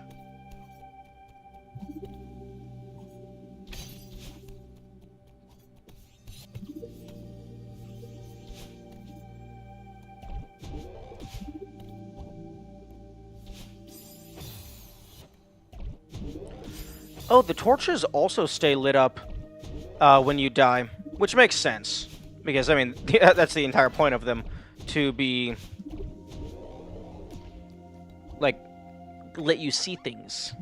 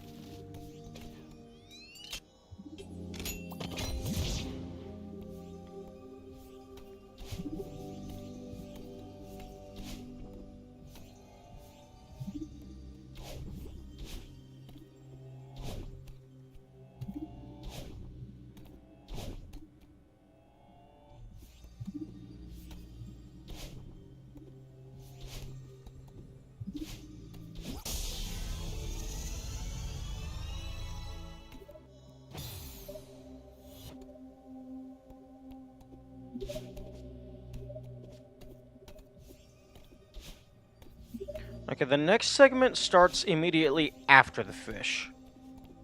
So I can just ignore everything and just go straight up.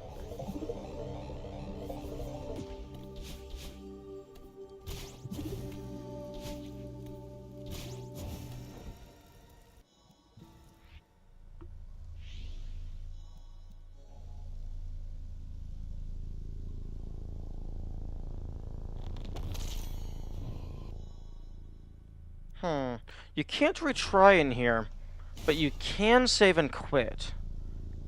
I would be curious to test what that does, but I don't know if the save and quit invalidates the full clear.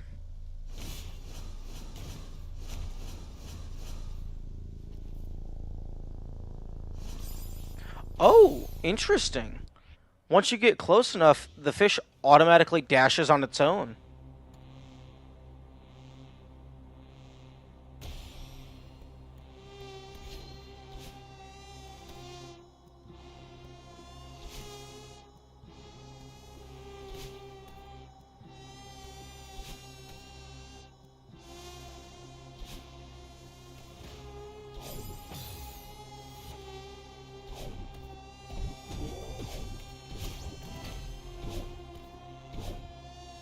Okay, now where is this strawberry?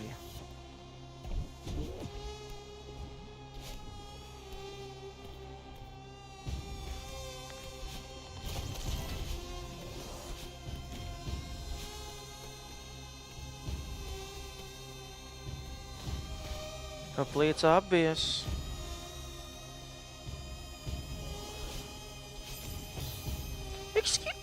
Excuse me, game. I 100% bopped that guy. There you are.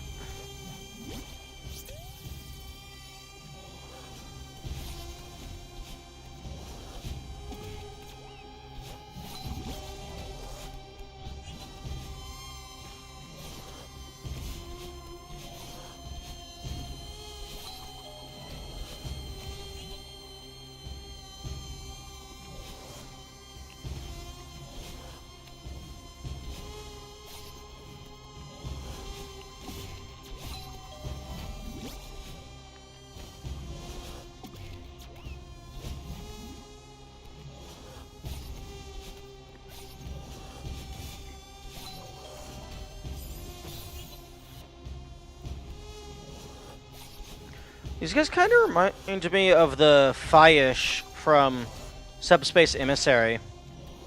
big floating eyeball fish thing with tentacles.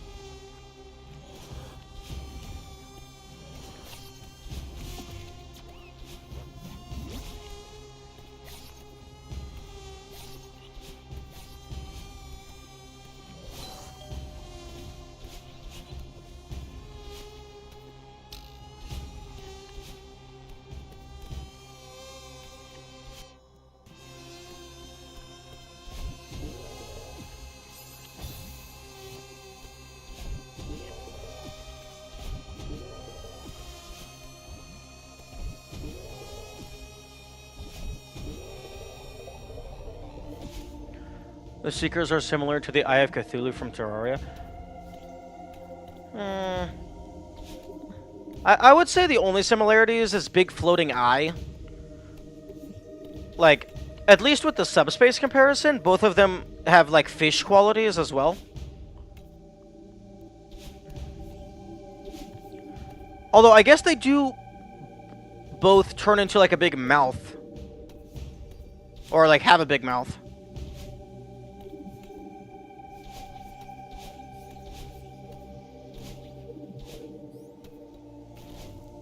Okay, I need to get all the keys.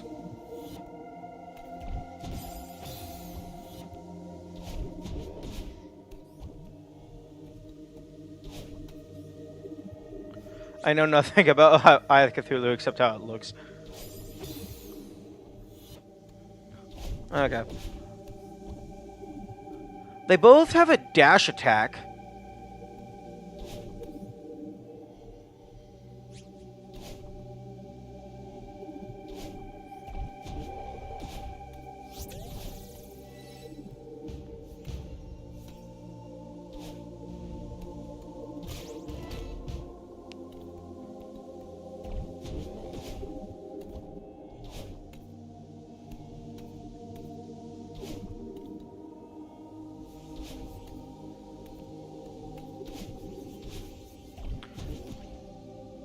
But yeah, I wonder what the point of... Like, there's so many different areas that look like they seemingly have no reason to exist. Like, those two lights over there and that entire extra portion of wall jumping.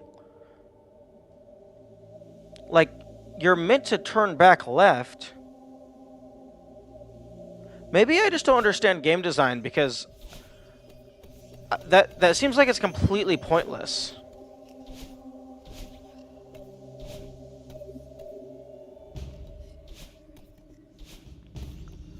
Like, it's probably, like, something for, like, certain types of players. But I'm just not seeing what its purpose is.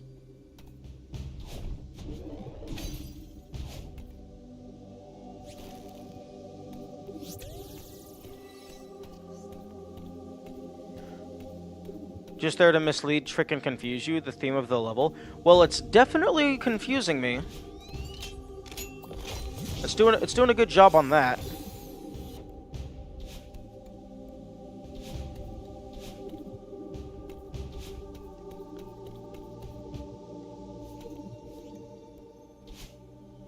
Wait a minute.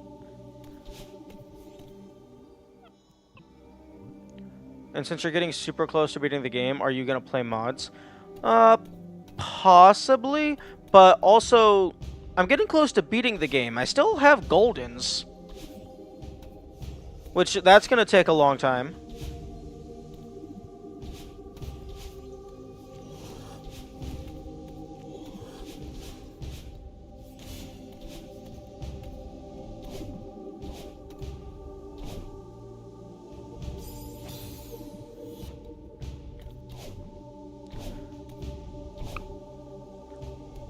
Is there, there are only around 75 people who did Farewell Golden, so don't... What is it with everyone being like, hey, it's hard, don't do the thing?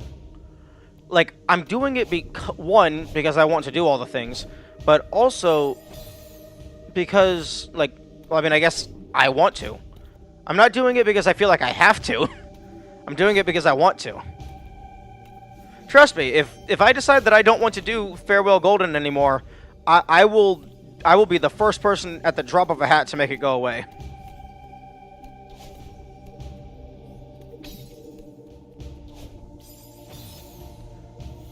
Excuse me, what the fuck? Was I like grabbing both of them or something?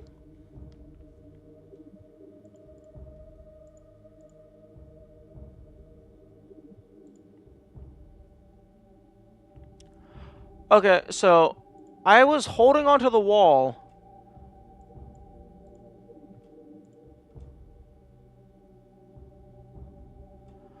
I dashed into the moving wall and I just didn't stay grabbing it. Goldens can really suck you into grinding them. Why quit if I already got so far? Well, I mean, that's... Well, I mean, that being a negative thing really depends on your viewpoint. Like, your point of view. Because, like, it could be a sunk cost fallacy. If, like, you don't really believe... What the fuck? That's supposed to drag me upward. Is that not how that works? That's very interesting. But, like... I think the biggest thing is I'm not going for them because I feel like I have to. I'm going for them because I want to.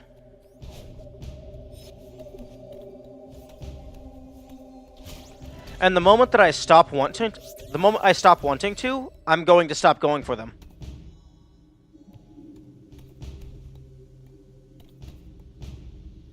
Don't worry, I'm very good at self-regulating when it comes to that. Like, even like during streaming, playing casually, if I'm like in a funk, if I'm in a bad mood, like I'm not enjoying the game, I'm gonna stop. I will cancel the stream prematurely.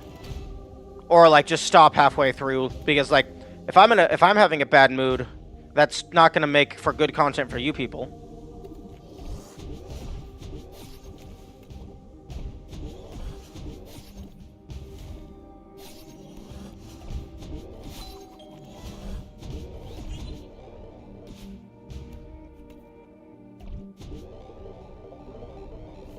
But yeah, you don't have to worry about like me doing Goldens. Because like if I stop having fun, I will stop. Or rather, if I start having a negative experience, I will stop.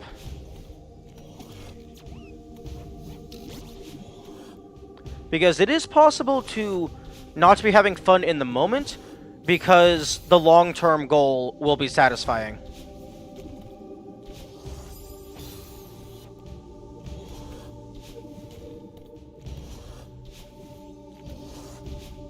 Oh, fuck you. Thank you.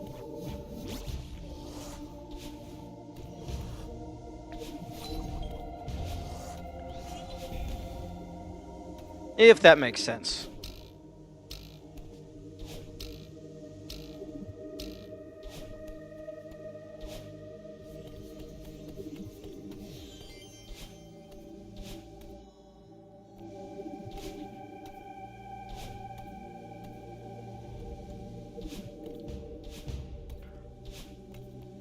But yeah, like, it does surprise me at how often people will say stuff like, I mean, maybe not in exact words, but they'll be like, hey, this thing is hard, you shouldn't go for it, which, that's a mentality I don't understand, and I'm a dumbass.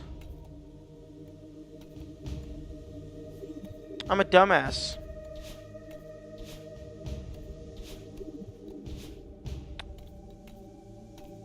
I probably missed something in this room.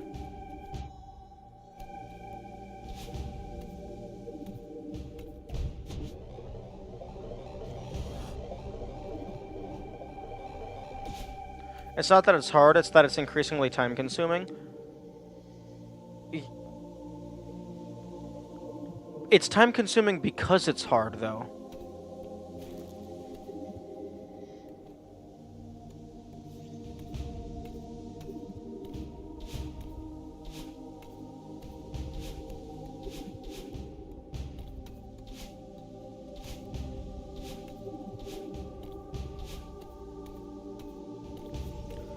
Okay, I'm gonna take another look around. Maybe there... I don't even understand why one would go for the golden. Well, I see two reasons to go for it. One, you want to 100% the game. Well, I guess three reasons. One, you want to do everything in the game, regardless of what that is. Two, you want to prove your skill. This is the ultimate test of skill in this particular game. In the base game, rather. Or three, maybe you just want to. You just feel like it.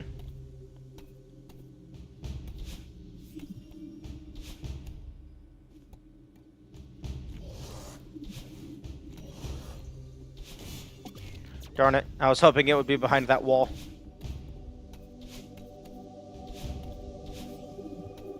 It's kind of time-consuming when a single attempt can take you 50 minutes. Well, I mean, I'm not saying it doesn't take time. I don't think doing Goldens proves skill, just determination. Well, I mean, determination is a skill.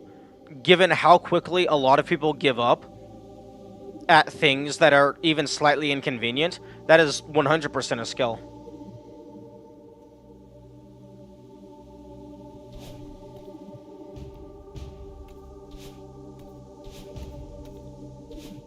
But yeah, I mean, I suppose, like, yeah, categorically it is time-consuming, but, like, if you're enjoying it, I don't see why that would matter.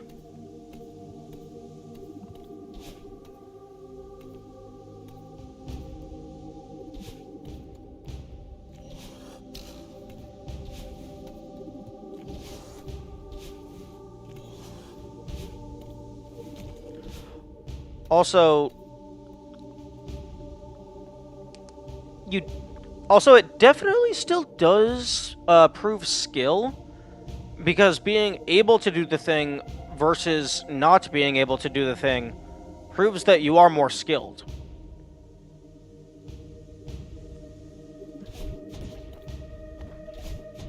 Like, I would say categorically you have to be skilled in order to do farewell without dying.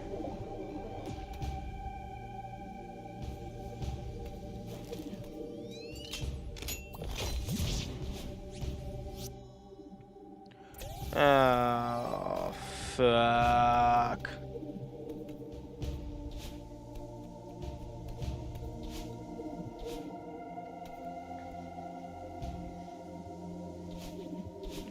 Like, one could say the same about the full clears. Like, oh, that's not skill, that's just memorization. Just knowing where the things are. But knowing where the things are and not forgetting them is a skill. Everyone did farewell without dying, just not in a row. Oh, eh.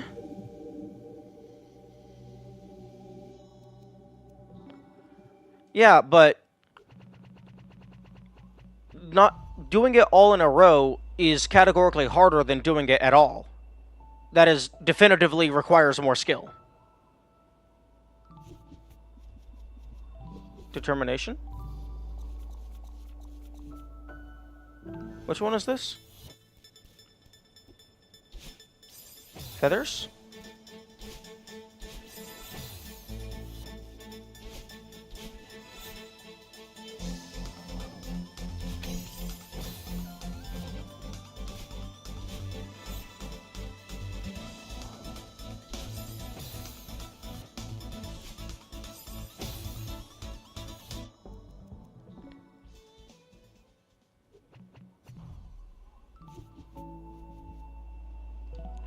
I guess maybe there's just a difference in mindset.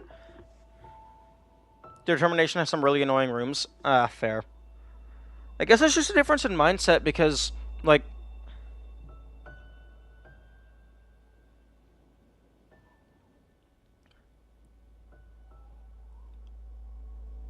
Because for me, being consistently skillful means being more skillful.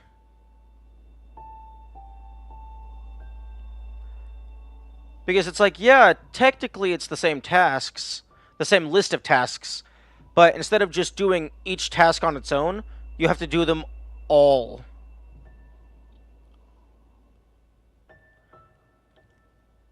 It's kind of like just like any other no damage run. Like someone beating Hollow Knight versus someone beating Hollow Knight without getting hit. One of them is categorically harder than the other.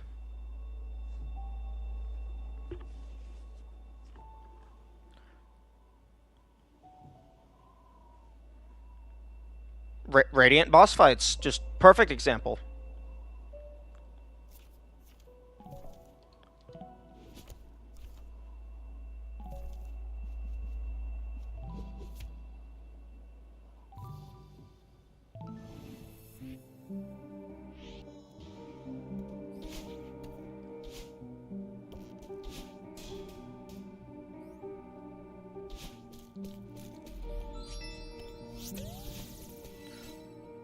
Oh, I'm a dumbass. I turned on the wrong light. That's why my eyes hurt.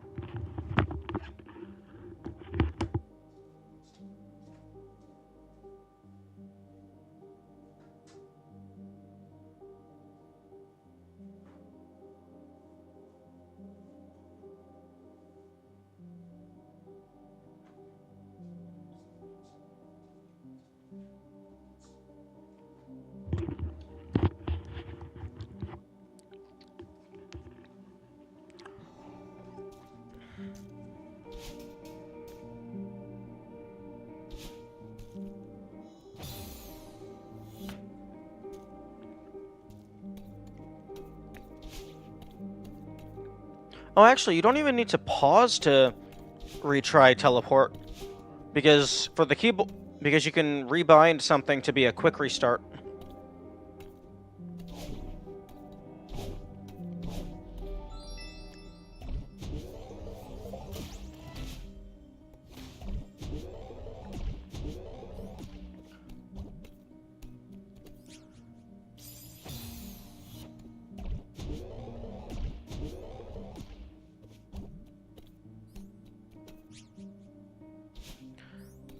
This feels like it. I imagine this level is one of the longer full clears, just due to how non-linear it is.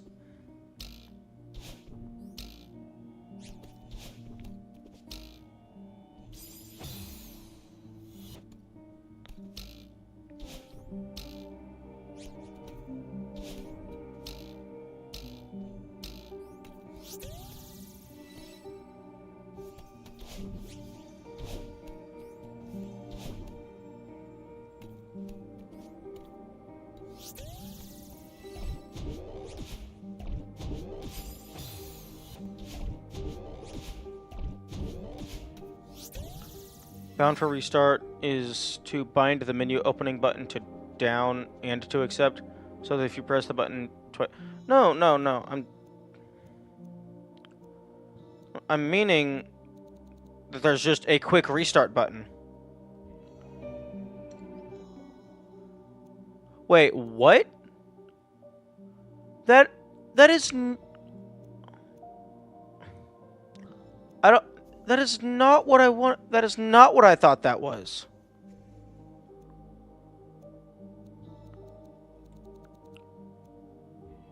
That is who I thought that was quick retry. That is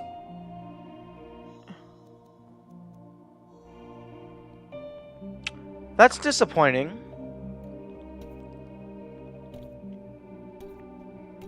Okay, never mind. Apparently I was talking about things I had not verified.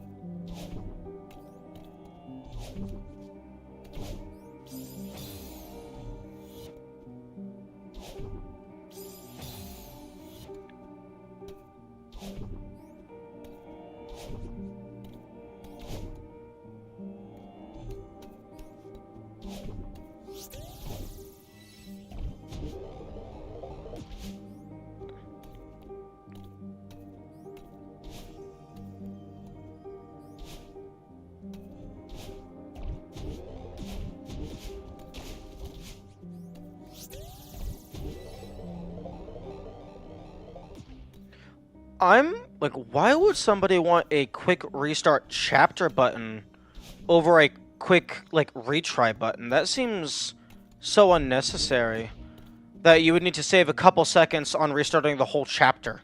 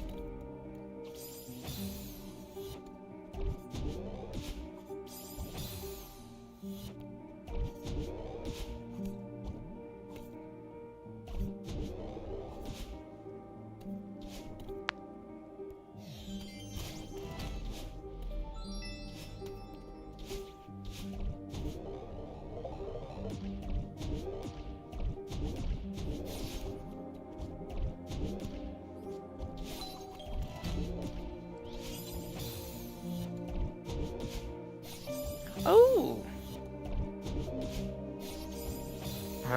No. Fine. I'll be safe.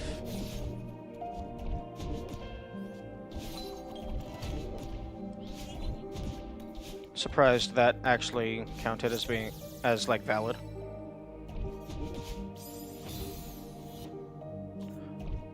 Oh, that's funny.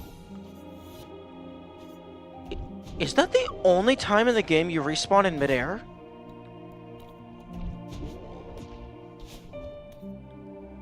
I don't know if I'm aware of any other time where that happens.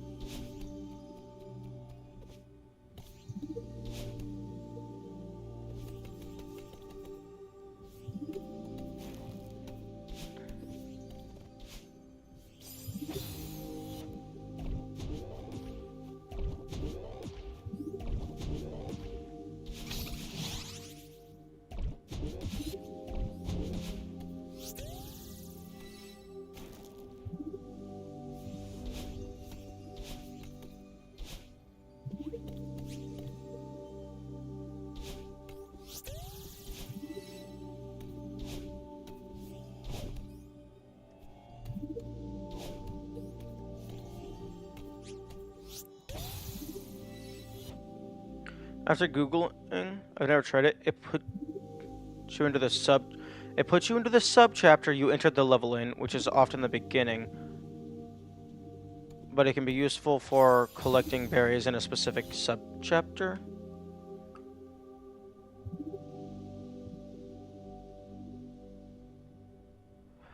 Oh. Put you in the sub chapter you entered. Oh no, I know how restart chapter works.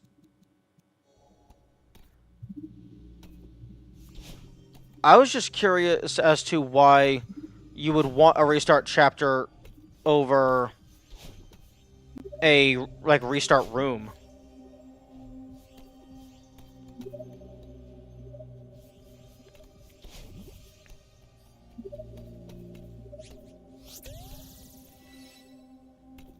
I mean, I guess that's more useful for the casual player.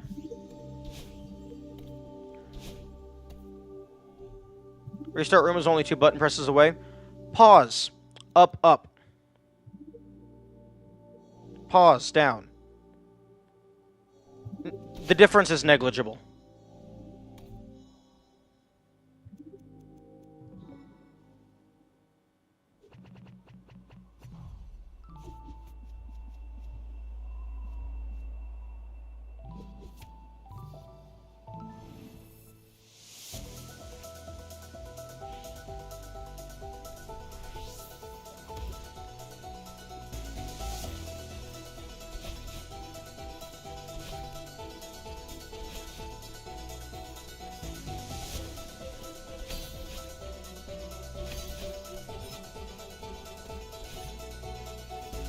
Restart chapter puts you at the start. Here.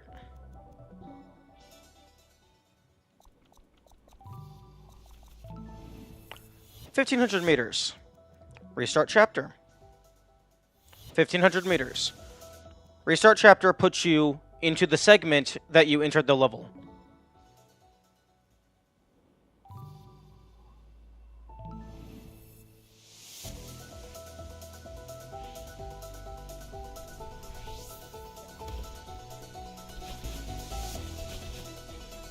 Okay, that's a little loud.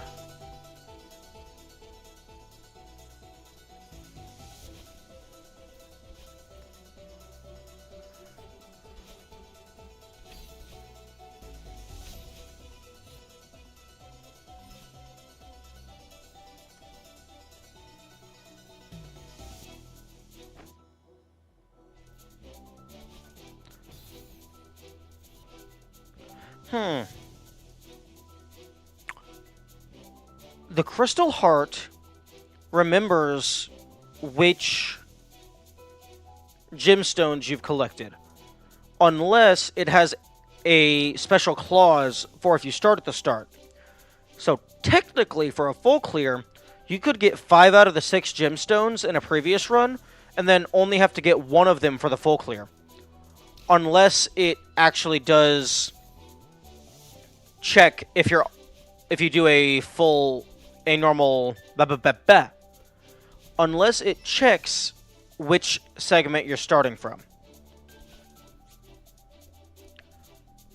Like maybe it has a special exception for if you start on the very beginning.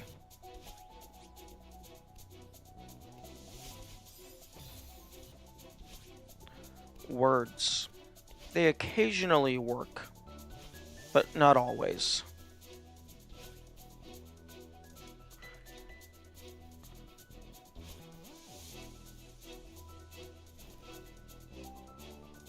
Interesting, this isn't safe, but then this is safe.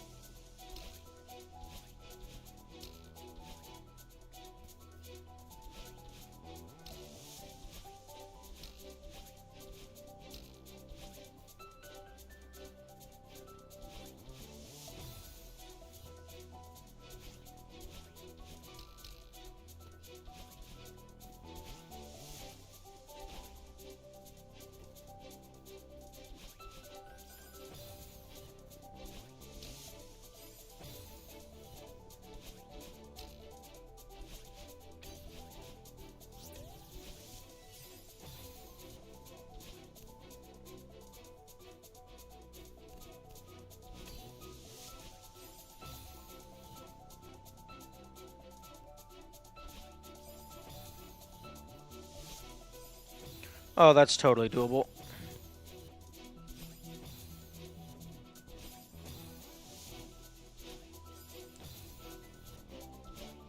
Oh, really? That's not doable? Interesting.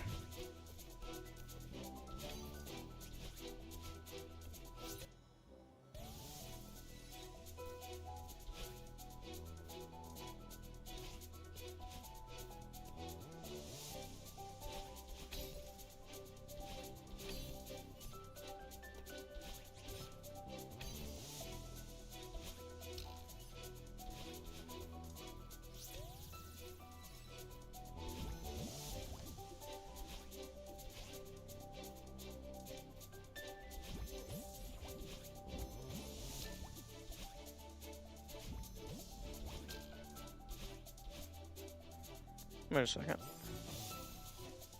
Is that a hidden room?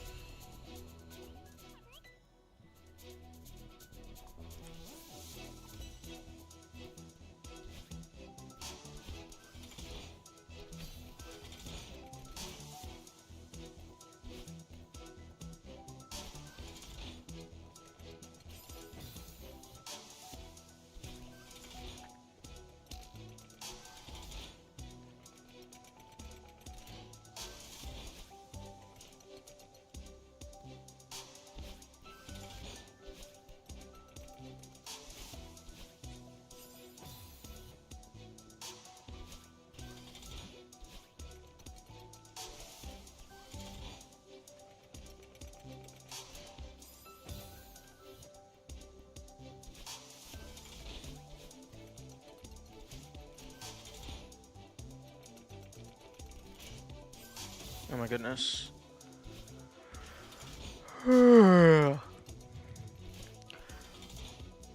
Although, in regards to, like, me doing mods, is there any reason in particular that I would do them? Because I typically don't mess with fan content.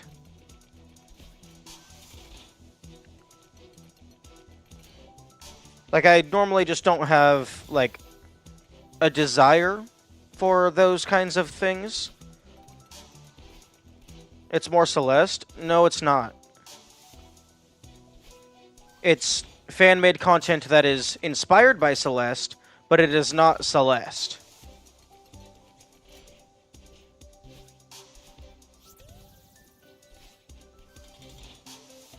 It's not official in any capacity.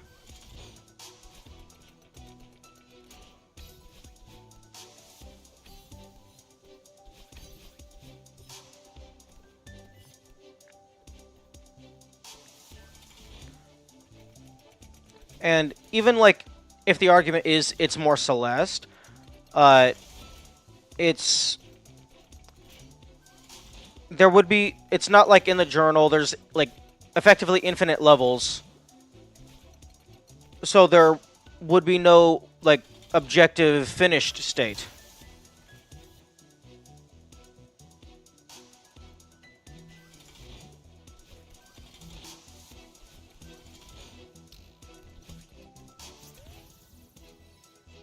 It's more scenarios in which you can use your skills, getting the vanilla, more tech to learn.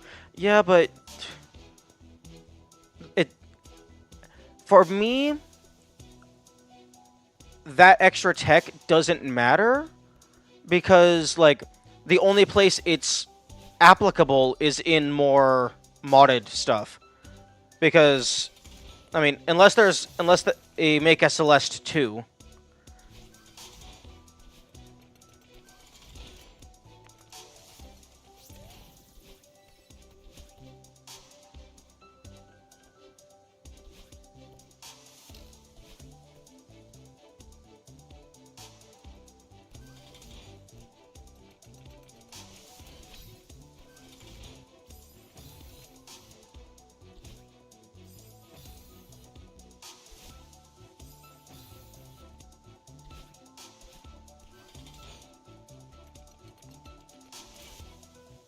I mean, you can absolutely do ultras in vanilla. You can just do it without as well.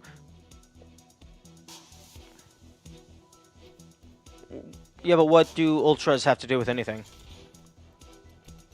And isn't that just like a fancy, like, dash jump into dash, like, into a down dash?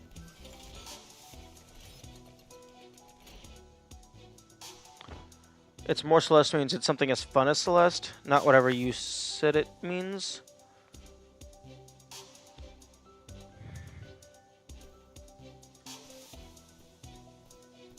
Yeah, but, like, it's tech only used in modded content. I guess that just doesn't appeal to me as much. And, like,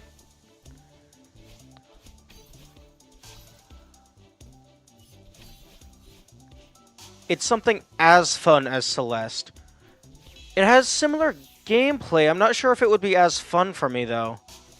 Because one of the big things for me in playing games is, like, one, learning the game, learning the tech and stuff, but also just doing the game. Like, if you open up the journal, there is a definitive list of all of the things. Like, if I were to try to do that with mods, it would be impossible to finish. Because even if I was the best player in the universe, the human lifespan would not be long enough for me to fully clear every single level. Because people are constantly making more.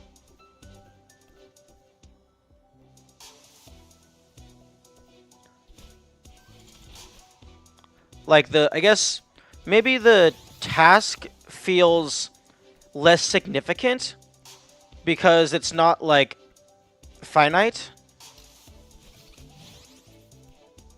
I'm not sure how I would describe my stance.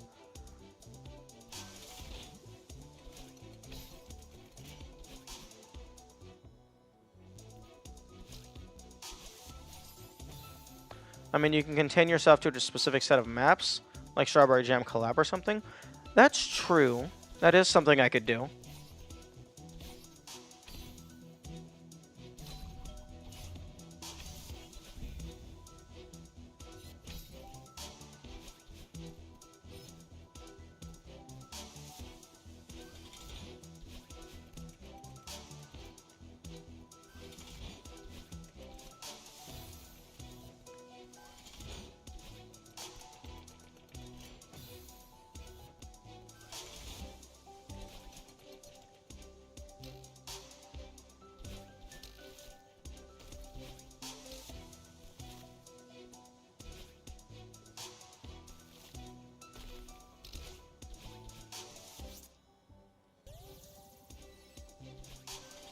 Oh, this one's at the very end.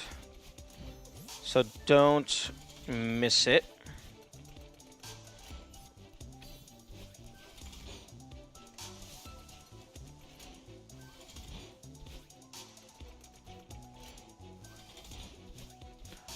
I think I like having a definitive objective that has a very clear you did the thing condition. To where it's like, you know that you completed the task. I don't really know what much to add to it. I don't especially enjoy playing mods just for the heck of it, like some people. Yeah, that's definitely... I can agree with that.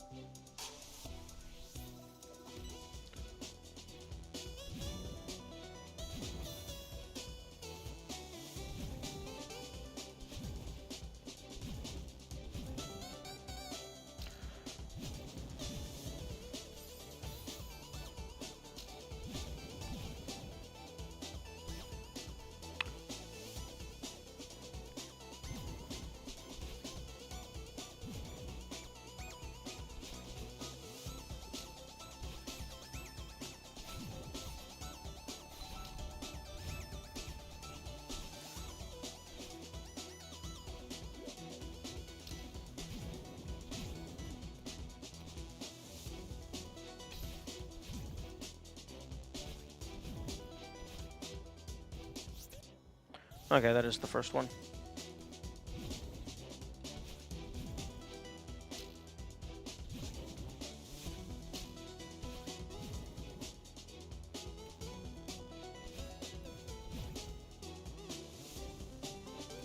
Okay, one of these is in a fragile wall.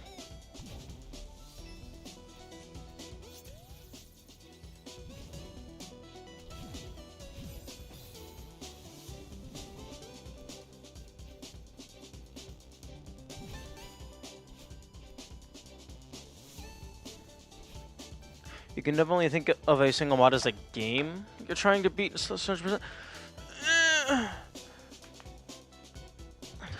Yeah, I mean, you can do that.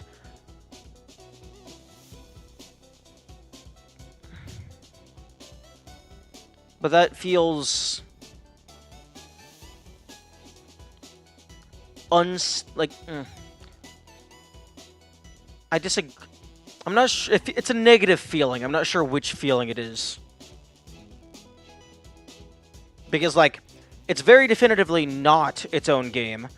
It's effectively an unofficial level pack for Celeste in this case.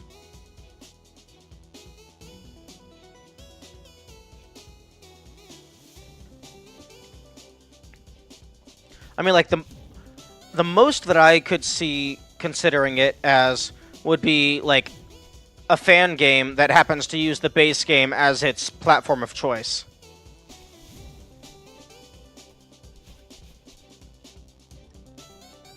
Fuck.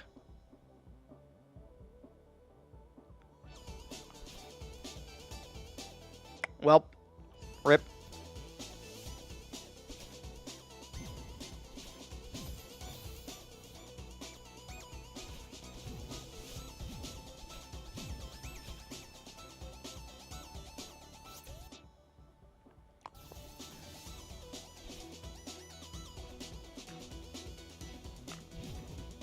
I forgot. You have to backtrack.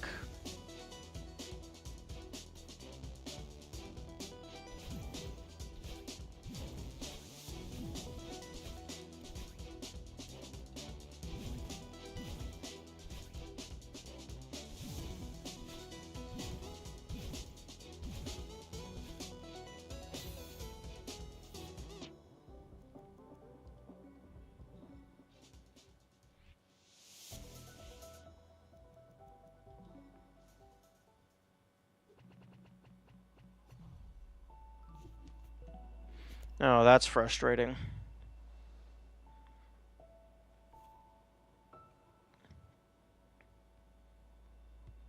I guess I could do B-sides. Because I haven't actually gotten clears of those.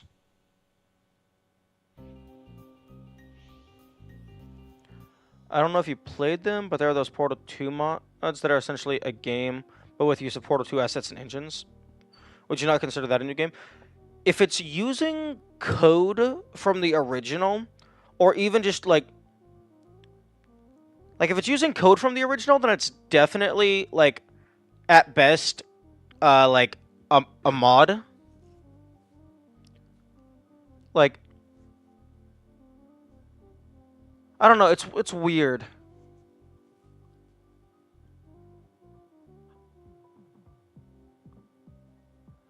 But no, I haven't played those. I haven't beaten Portal 2.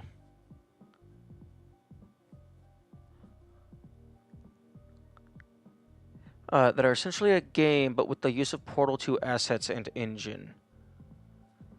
Does it use Portal 2 itself? Or is it just using the Portal engine? I often call my mods games because that's how I often think of them, at least in terms of structure. Oh no, they definitely are. Categorically, they are games. You are doing level design. You are doing game design. You are doing programming and all that jazz. It's just, for me, there's a important distinction between the original product and some secondary thing that the community has created on top of that. Like, not necessarily a distinction in gameplay quality, but a more fundamental distinction between the original and something that is not the original, something that is not official.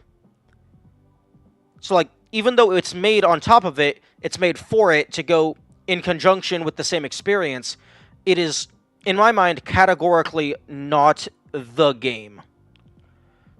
So I just, in my mind, there's like a hard line there. But no, making mods is definitely, that is game design. That is game development. It is categorically a game. It's just in my head there's friction there, a little bit of friction.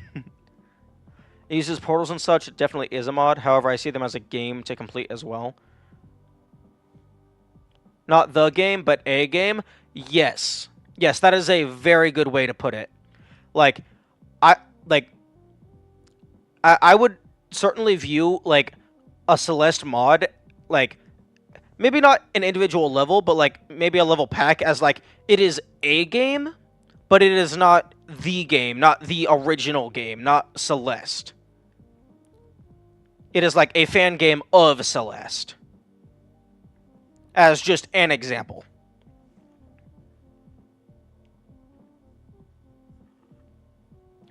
So, like, it uses portals and such. It definitely is a mod. However, I see them as a game to complete as well. Yeah, I would definitely, like, I haven't played those or seen anything about them. Although, Tubbo in the Discord actually recommended those as well. So I might have to look into those.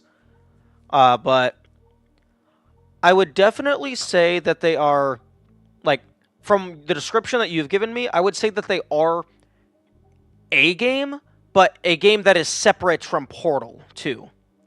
Or, like, they would be a Portal 2 fan game. On my way to vote on them in the next poll. Well, they wouldn't be in the next poll because, like, even if like the gameplay is completely different, uh, because they are like derivatives of Portal 2, I would want to play Portal 2 first, just to just so I have the base experience, and then go to the like community add-ons, the community extras.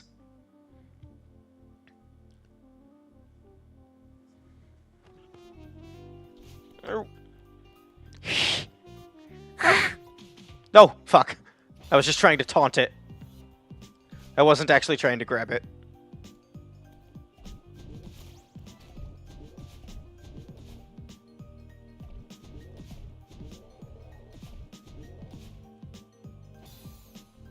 In Steam, they are labeled as a mod, so you need to own Portal 2 to play them, but they are a different game to add to your library. What? That's very interesting. Have you not been spoiled on Portal 2? I have. I've played it in the past. I got up to, like, when I was younger as a kid, I managed to get to the part where you start using the gels, but I wasn't able to get past that part. But there is also the... I think there's, like, the co-op or, like, challenge maps or something. I haven't touched those at all. So those would be either completely or mostly blind.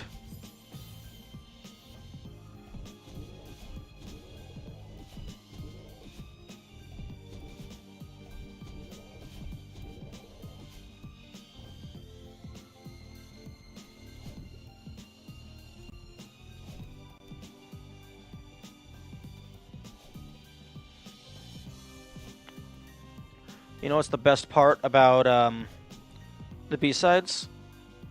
I don't have to worry about berries.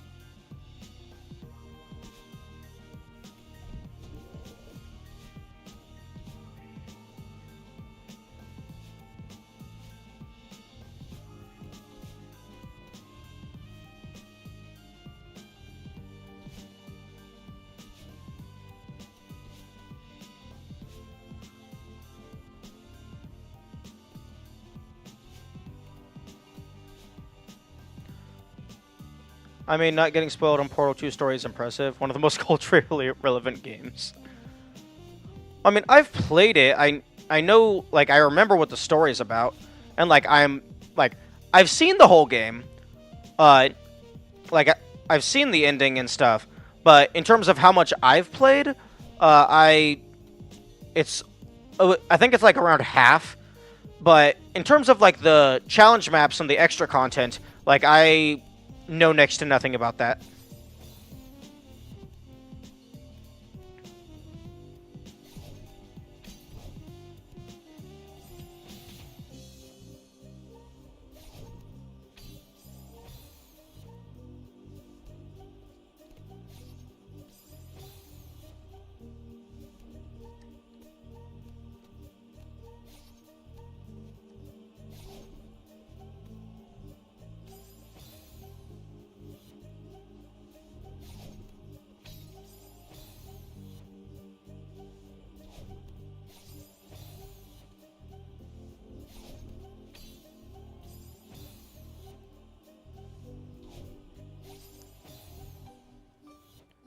I remember this room. This room was very annoying.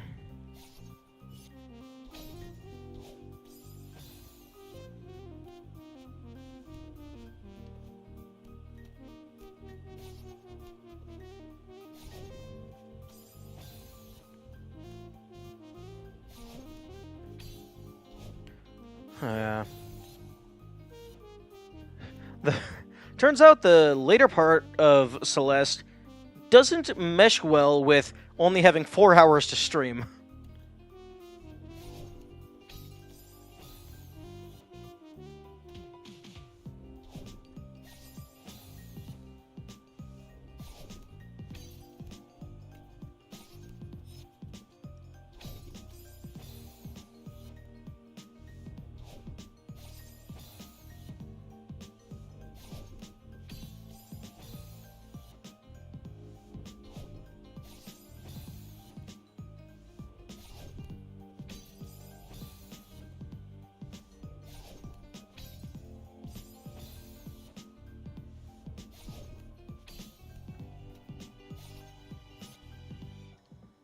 Okay.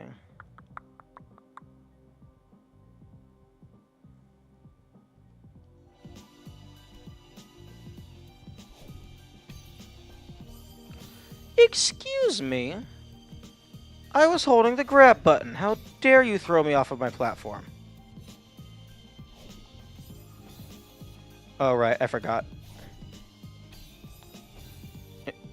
The vertically moving walls don't let you stay on them.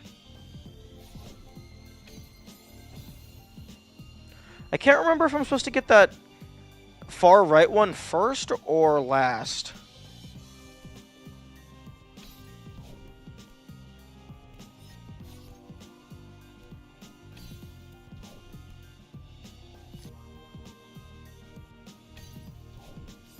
Fuck.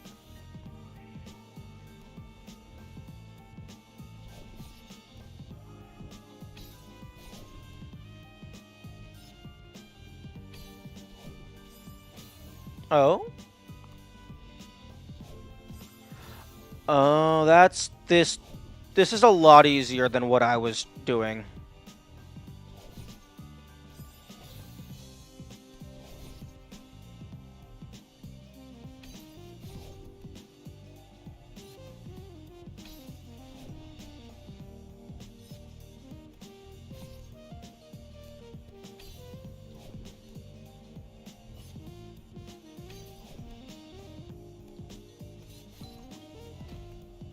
Yeah, that's a lot easier than whatever nonsense I was originally trying to do.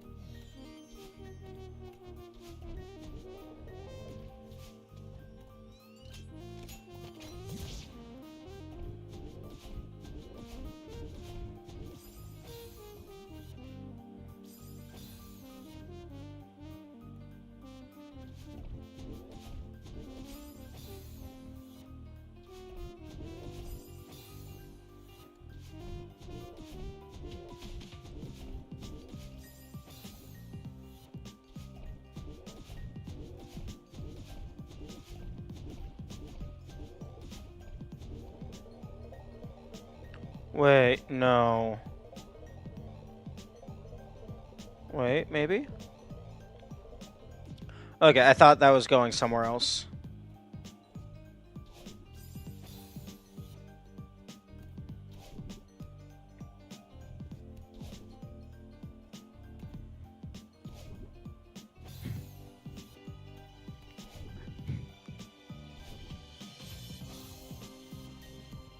Yes, wait, yes, indeed.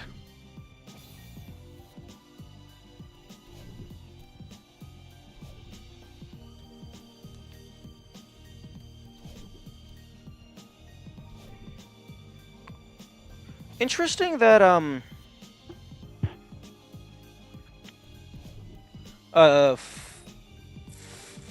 5C teaches you about the wall bounces on the moving blocks, when really nothing uses it.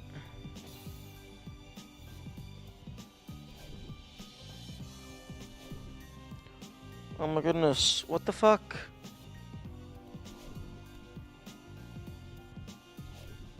There we go.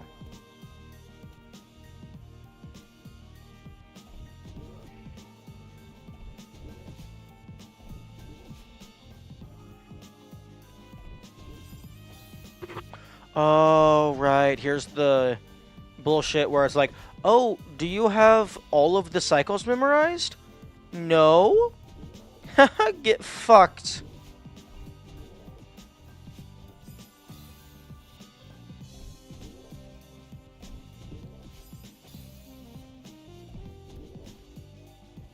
Just another example of the seaside wall bounce obsession.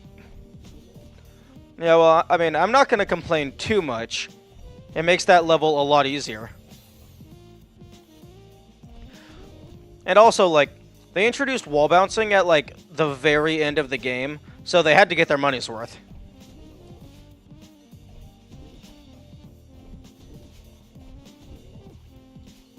Okay. Now, first things first, don't be a dumbass.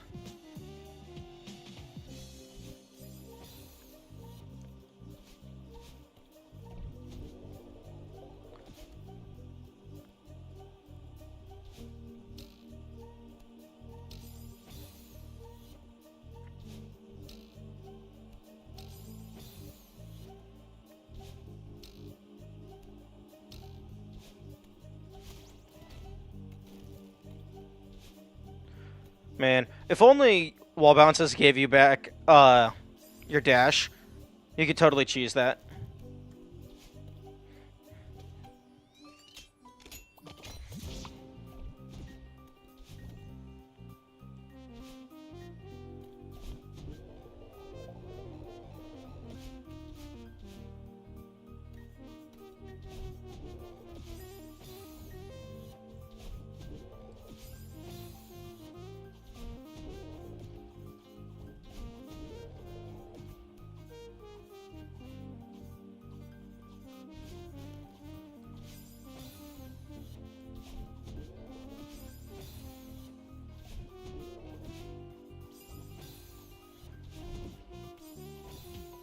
It's just sort of silly that half of the seasides have a wall bouncing, but with this level's mechanic room or two.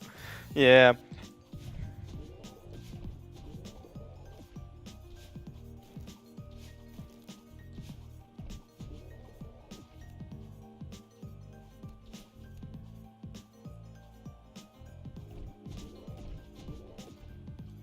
Fuck.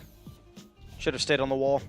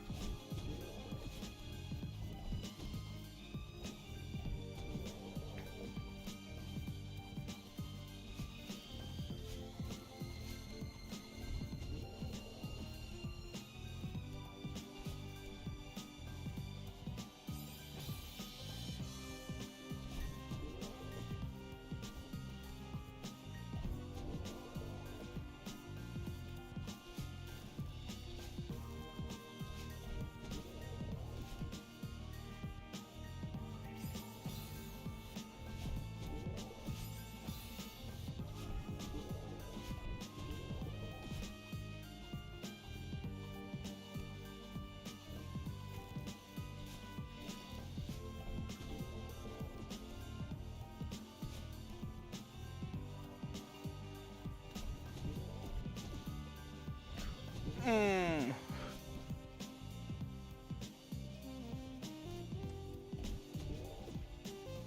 Aww.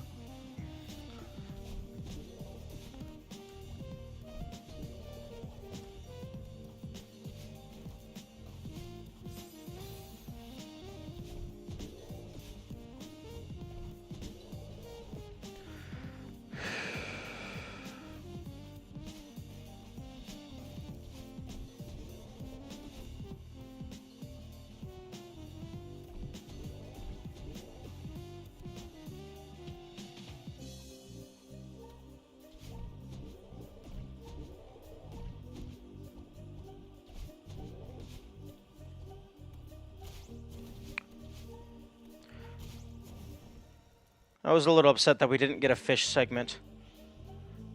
Unless skipping the cutscene skips the fish segment. Oh, fuck this room. This has got to be the... This is probably a contender for worst room in the game.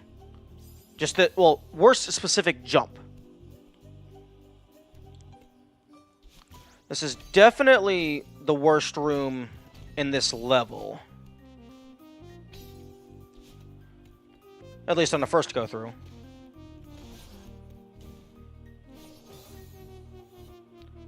They nerfed this room hard, too. Wait, did it used to be worse?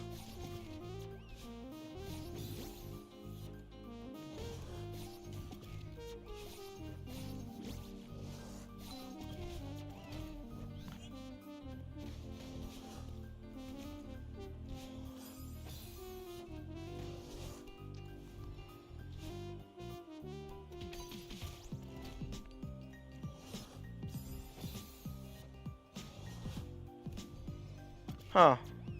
The gaps you fall through used to be 2 tiles like the last 2. Ouch. Interesting that this goes all the way down.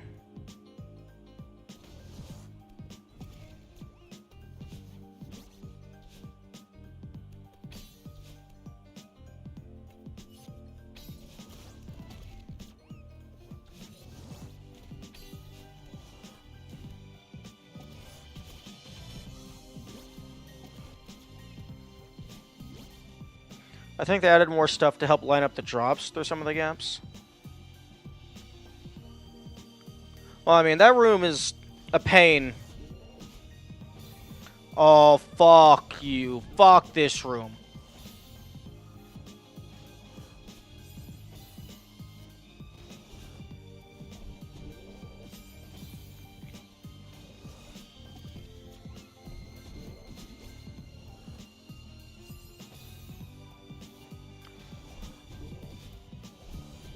You know, if there is a tier list anywhere of, like, worst rooms for golden strawberries, I imagine this one is near the top of the list.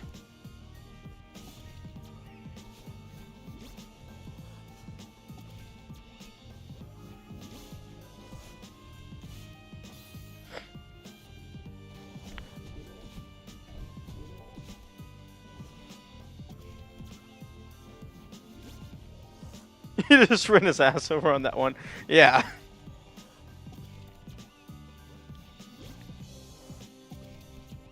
I wasn't paying attention which level is this.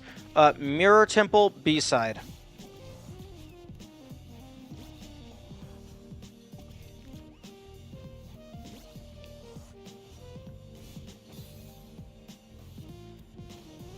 I'm currently getting my ass handed to me by a fish.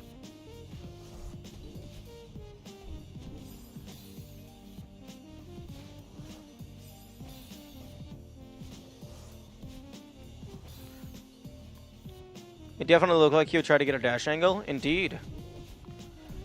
He was just like, nope, I'm just going to walk into you.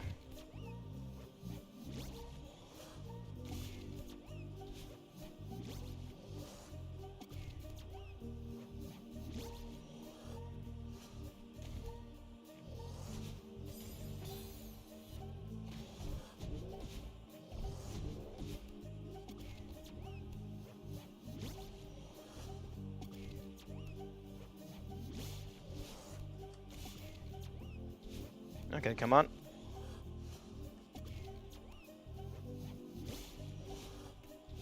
There we go.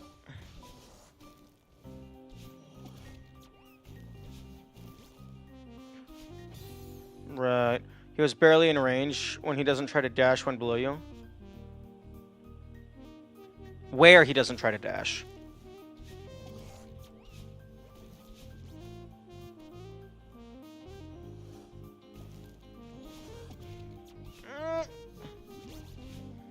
Whew. Featuring your boy Mixmaster Theo.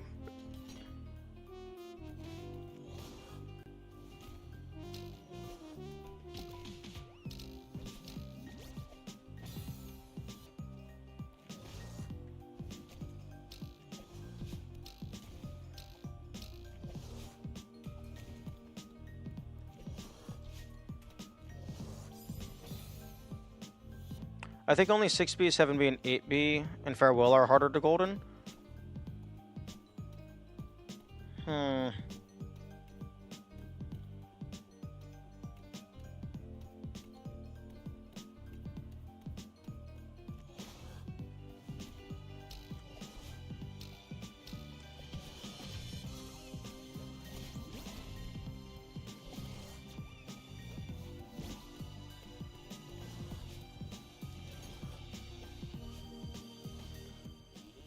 This isn't canon, is it? I don't know, Theo.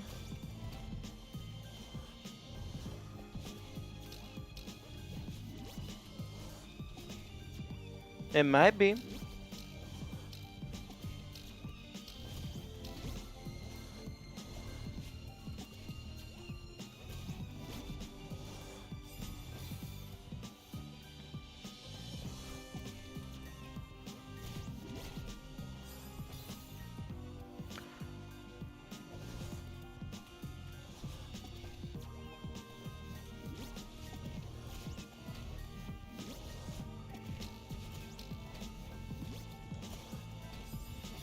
The eyeballs are kind of funny when Theo is bouncing on a spring. Oh, the eyeball's in the walls.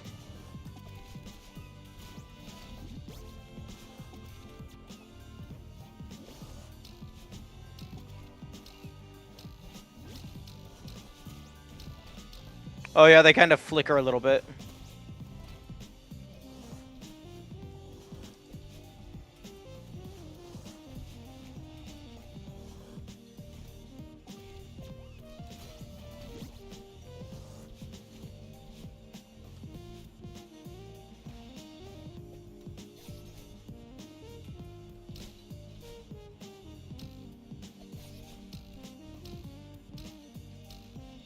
Luckiest fuck. Never mind.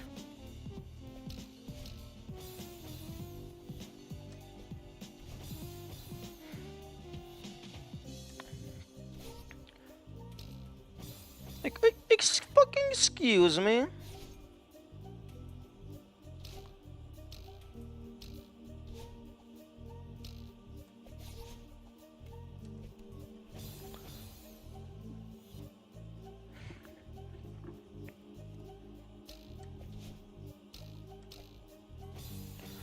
I wonder if there's an in-universe explanation for why whenever Theo dies, Madeline also dies. Because if Madeline dies, Theo doesn't die.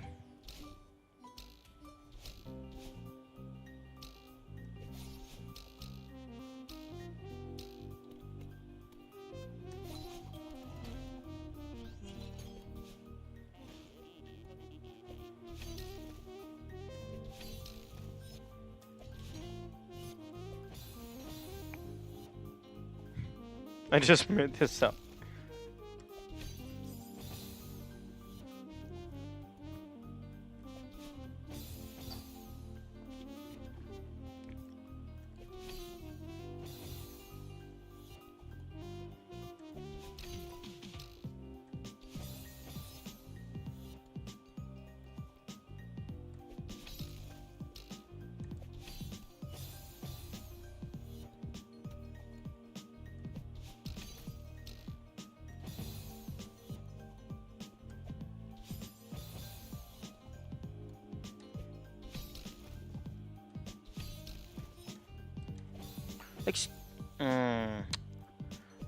I call shenanigans on that one.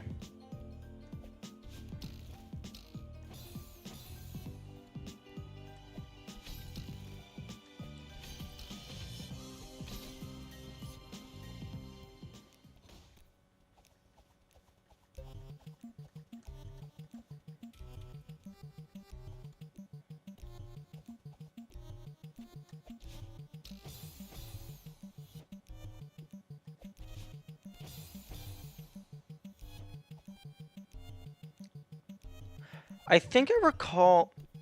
Feels like they put the clearly impossible line in the easiest to first try room to make people feel like they're amazing. What do you mean easiest to first try room? That one was pretty tough.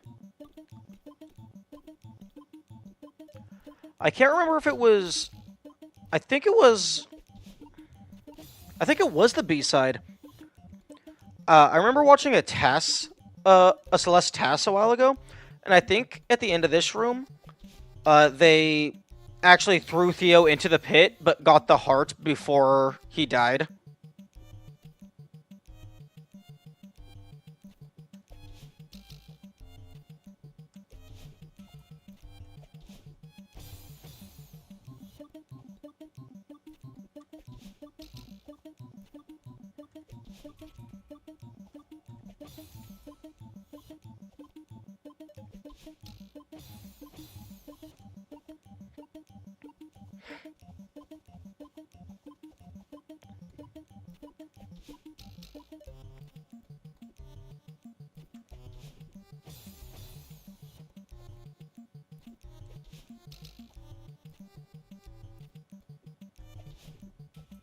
There we go.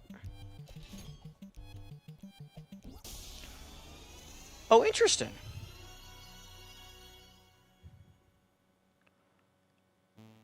I have no clue what the intended way to do that last jump is still. What I think the intended method is to throw Theo up onto the little L block, jump up with him, and then dash into him to grab him as the block is about to go away, so that you move forward and then fall down onto the platform. That's what feels like is intended. Interesting. Bottom right corner. I close the book.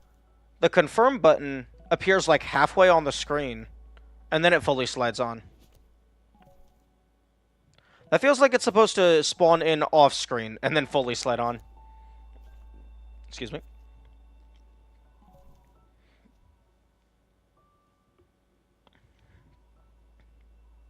Okay, like 28 minutes. Maybe I can get an easy golden out of the way.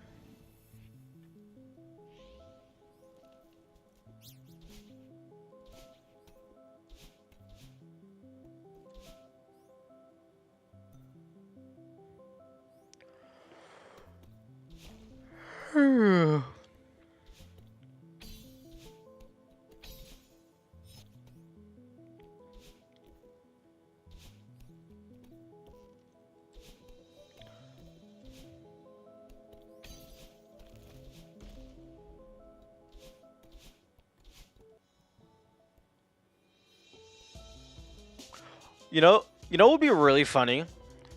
If Battlein actually had strawberries trailing behind them as well whenever you did.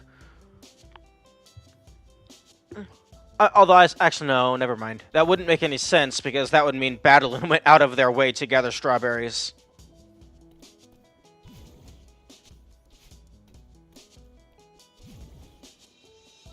I mean, it would be funny, but it wouldn't make sense.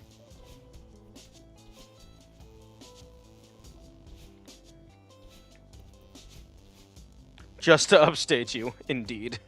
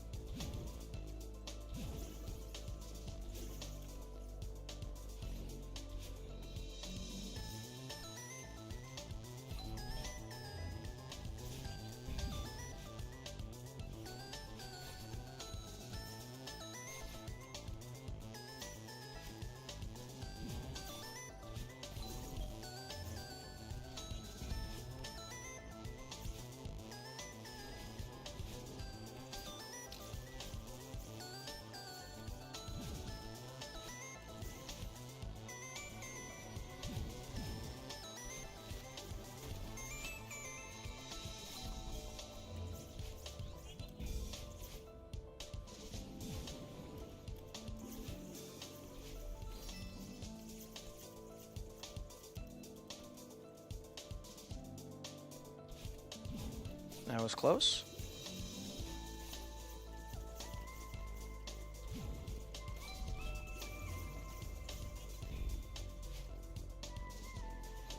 And we are home free.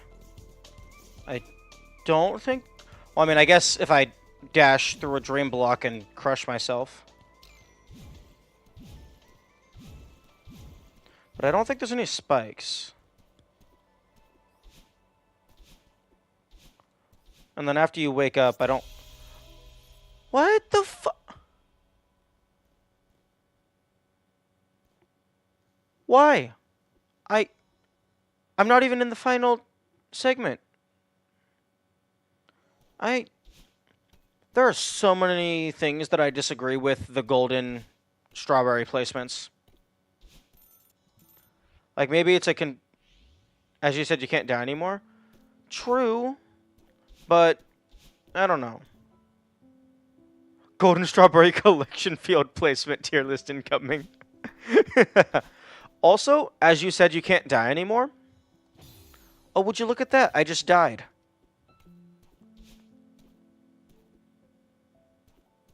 Wait, no, I'm a dumbass.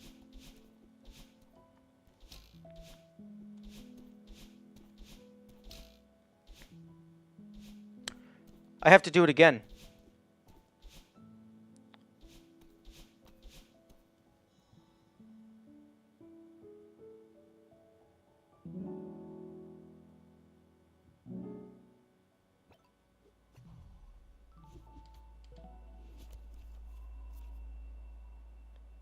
Wait, what? Record fewest deaths, old site. Does the reset not count as a death?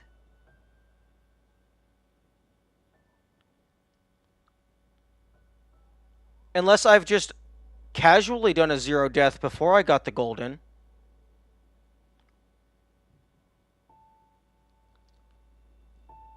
Or maybe the reset doesn't count as a death in that specific chapter segment because there is no traditional ways to die. Probably just counts golden collection as 0 regardless of anything. I don't like that. I greatly dislike that because that's literally wrong.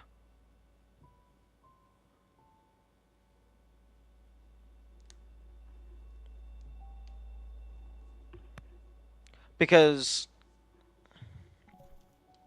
it counted as a death here, but it doesn't count as a death here. That's inconsistent. I don't like that.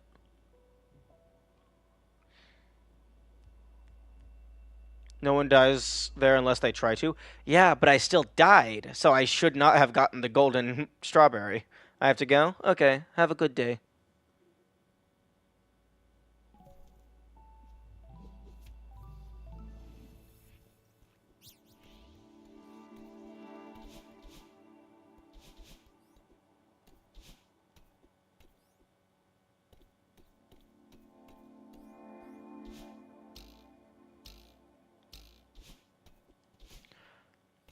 I mean, it doesn't really affect anything. I just personally disagree with that design choice.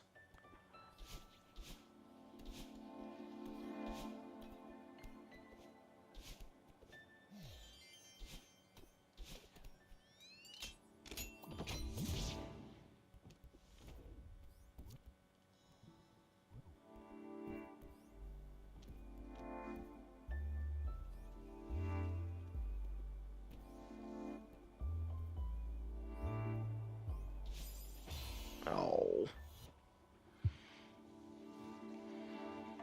Wait a minute. Did I first try the old site golden? I can't remember. I think I did. Actually, I did? Okay. Because I was thinking, if I didn't first try it, maybe the one death was from the time that I failed.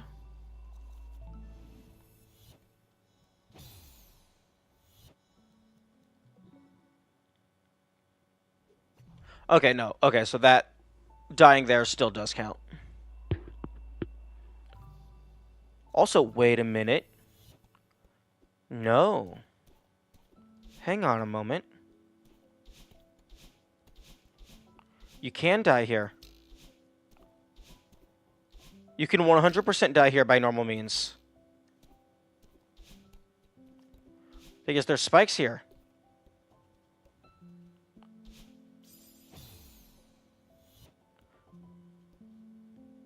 So no, you categorically, you should not collect the golden strawberry just yet.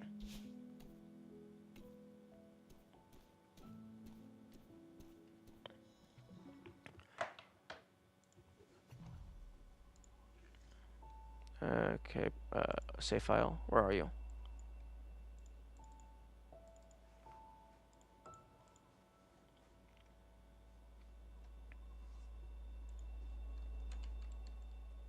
Okay.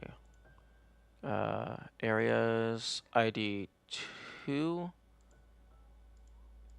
A side. Strawberry.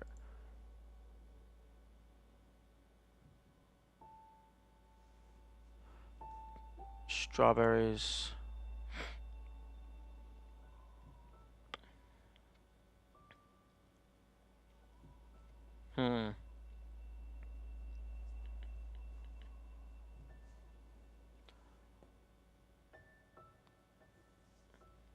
The strawberry IDs in the save file, it's just letters and numbers. So what rating is this collection field getting? Oh, it's getting I mean, probably not the worst rating, but it's definitely down there. Because one, it's not the last room. Two, it is possible to die. Not even like using the reset or anything. Like it's possible to just die trying to get the upper strawberry. So out of 10, I'd say like at the very most it's getting a 4. Although, honestly, personally, if I was designing this game, I wouldn't even have designated collection fields. I would just have the golden strawberry get triggered when you hit the end of level criteria. Kind of like how for the C side and the B side, it gets collected when you break the heart. For A side, I would just have it get collected when you hit the end of level zone. Because those already exist. So it's simple. It's just explicitly checking for something that's already there. And it's at the definitive end of the level. So there's no potential shenanigans or arguments that dumbasses like myself could make. Wait, what? I thought I got the seaside for here.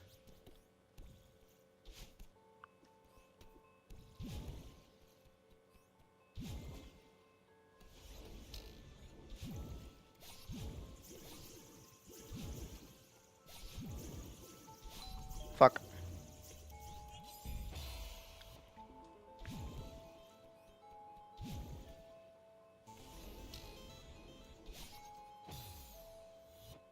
Oh. I did not grab the thing. Like, I would say the collection field for 1A is the baseline standard of acceptability, because I think you just talked about getting the seaside berry here and how it's more free because of the first room being free. Yeah. I thought I had already gotten it, but I guess I didn't.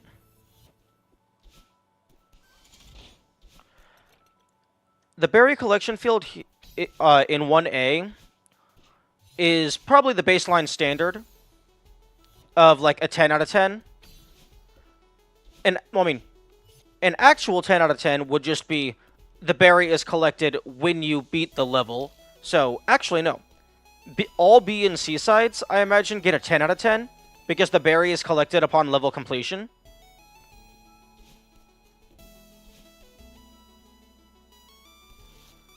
But in terms of the A sides, I think this is the baseline standard for a 9 out of 10 because it gets collected when you enter the last room. Like, as soon as you land here, it collects. And that's like 2 steps away from the finish. But, like, personally, I would have it to where as soon as you enter the cutscene, it collects. But yeah, that is baseline standard for 9 out of 10. I think all B and C sides get...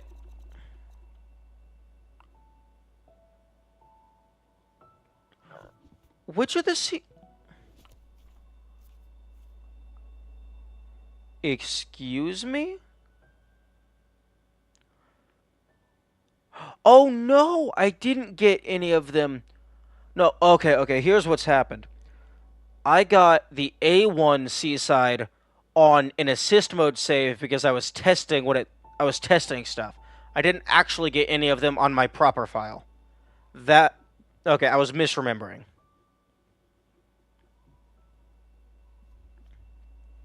But yeah, the B and C side get a 10 out of 10 because it collects the berry when you break the heart. So, actually no, it is possible to die after getting the heart in some of the levels, so that's funny. But I feel that's an issue with the level clear mechanics as opposed to anything to do with the berry.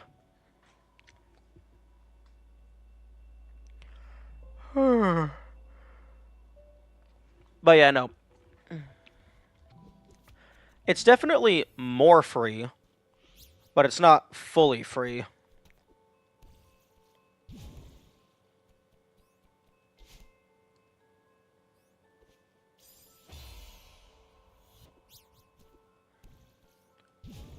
Okay.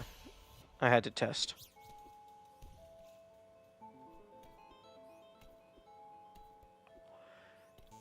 Interesting.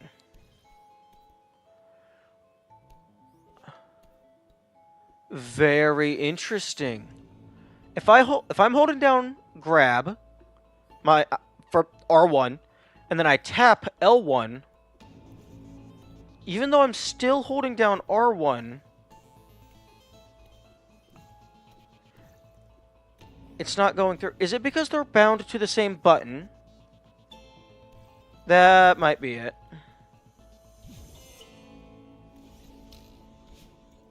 Fuck.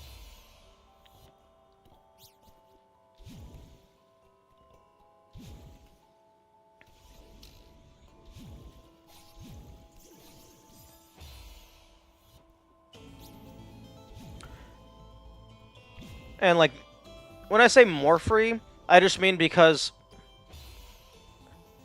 it's effectively only 2 rooms instead of 3.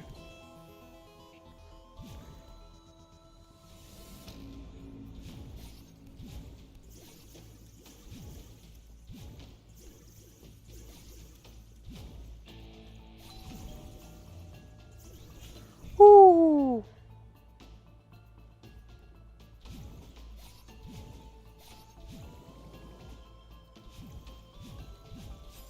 Fuck.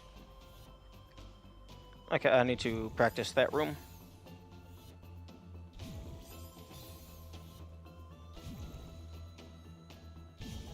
The stylish way? Oh, weaving between the battalions.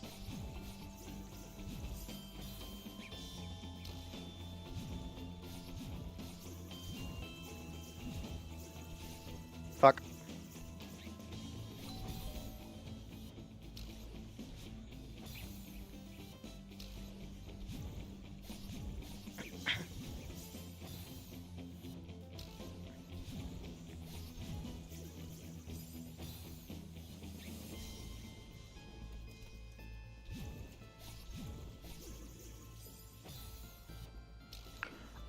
I'm a little surprised they didn't do more with Battlin's ability to break the fourth wall.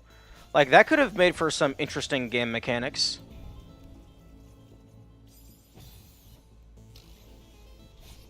Like, she starts messing with the player.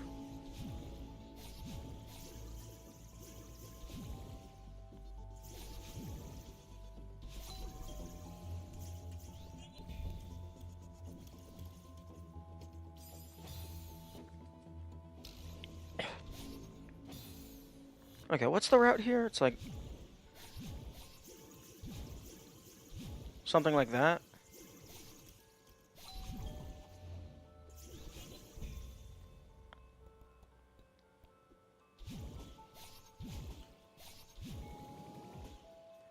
Up, over. Oh.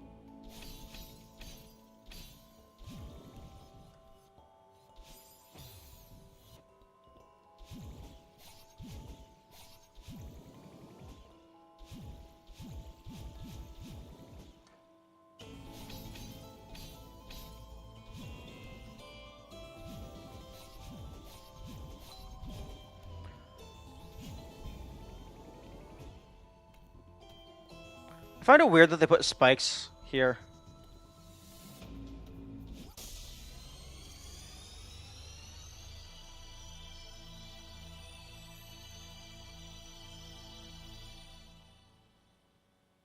Okay, I noticed that the level timer was yellow there. I don't know if that's because it's a seaside, or if it's because that was a new best time.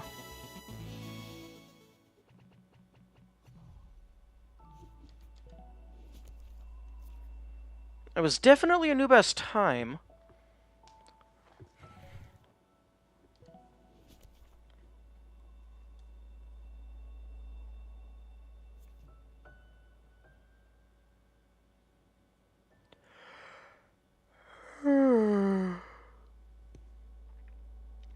Okay, I think I'm gonna have to call it there. I don't have enough time left to do basically anything.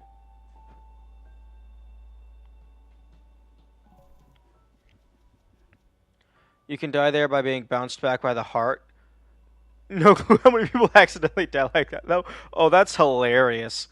If that happened, I wouldn't even be mad. That's hilarious.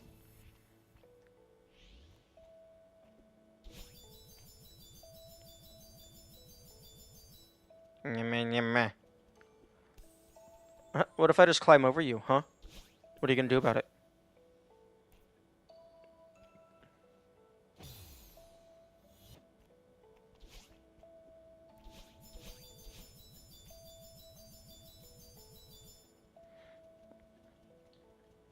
The ultimate trial.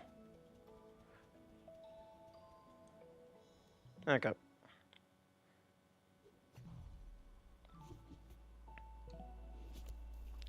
Okay, I did make a progress today. I got one more golden berry and a few more clears and full clears and stuffs.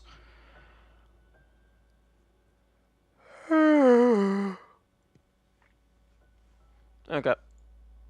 I'm going to call it there.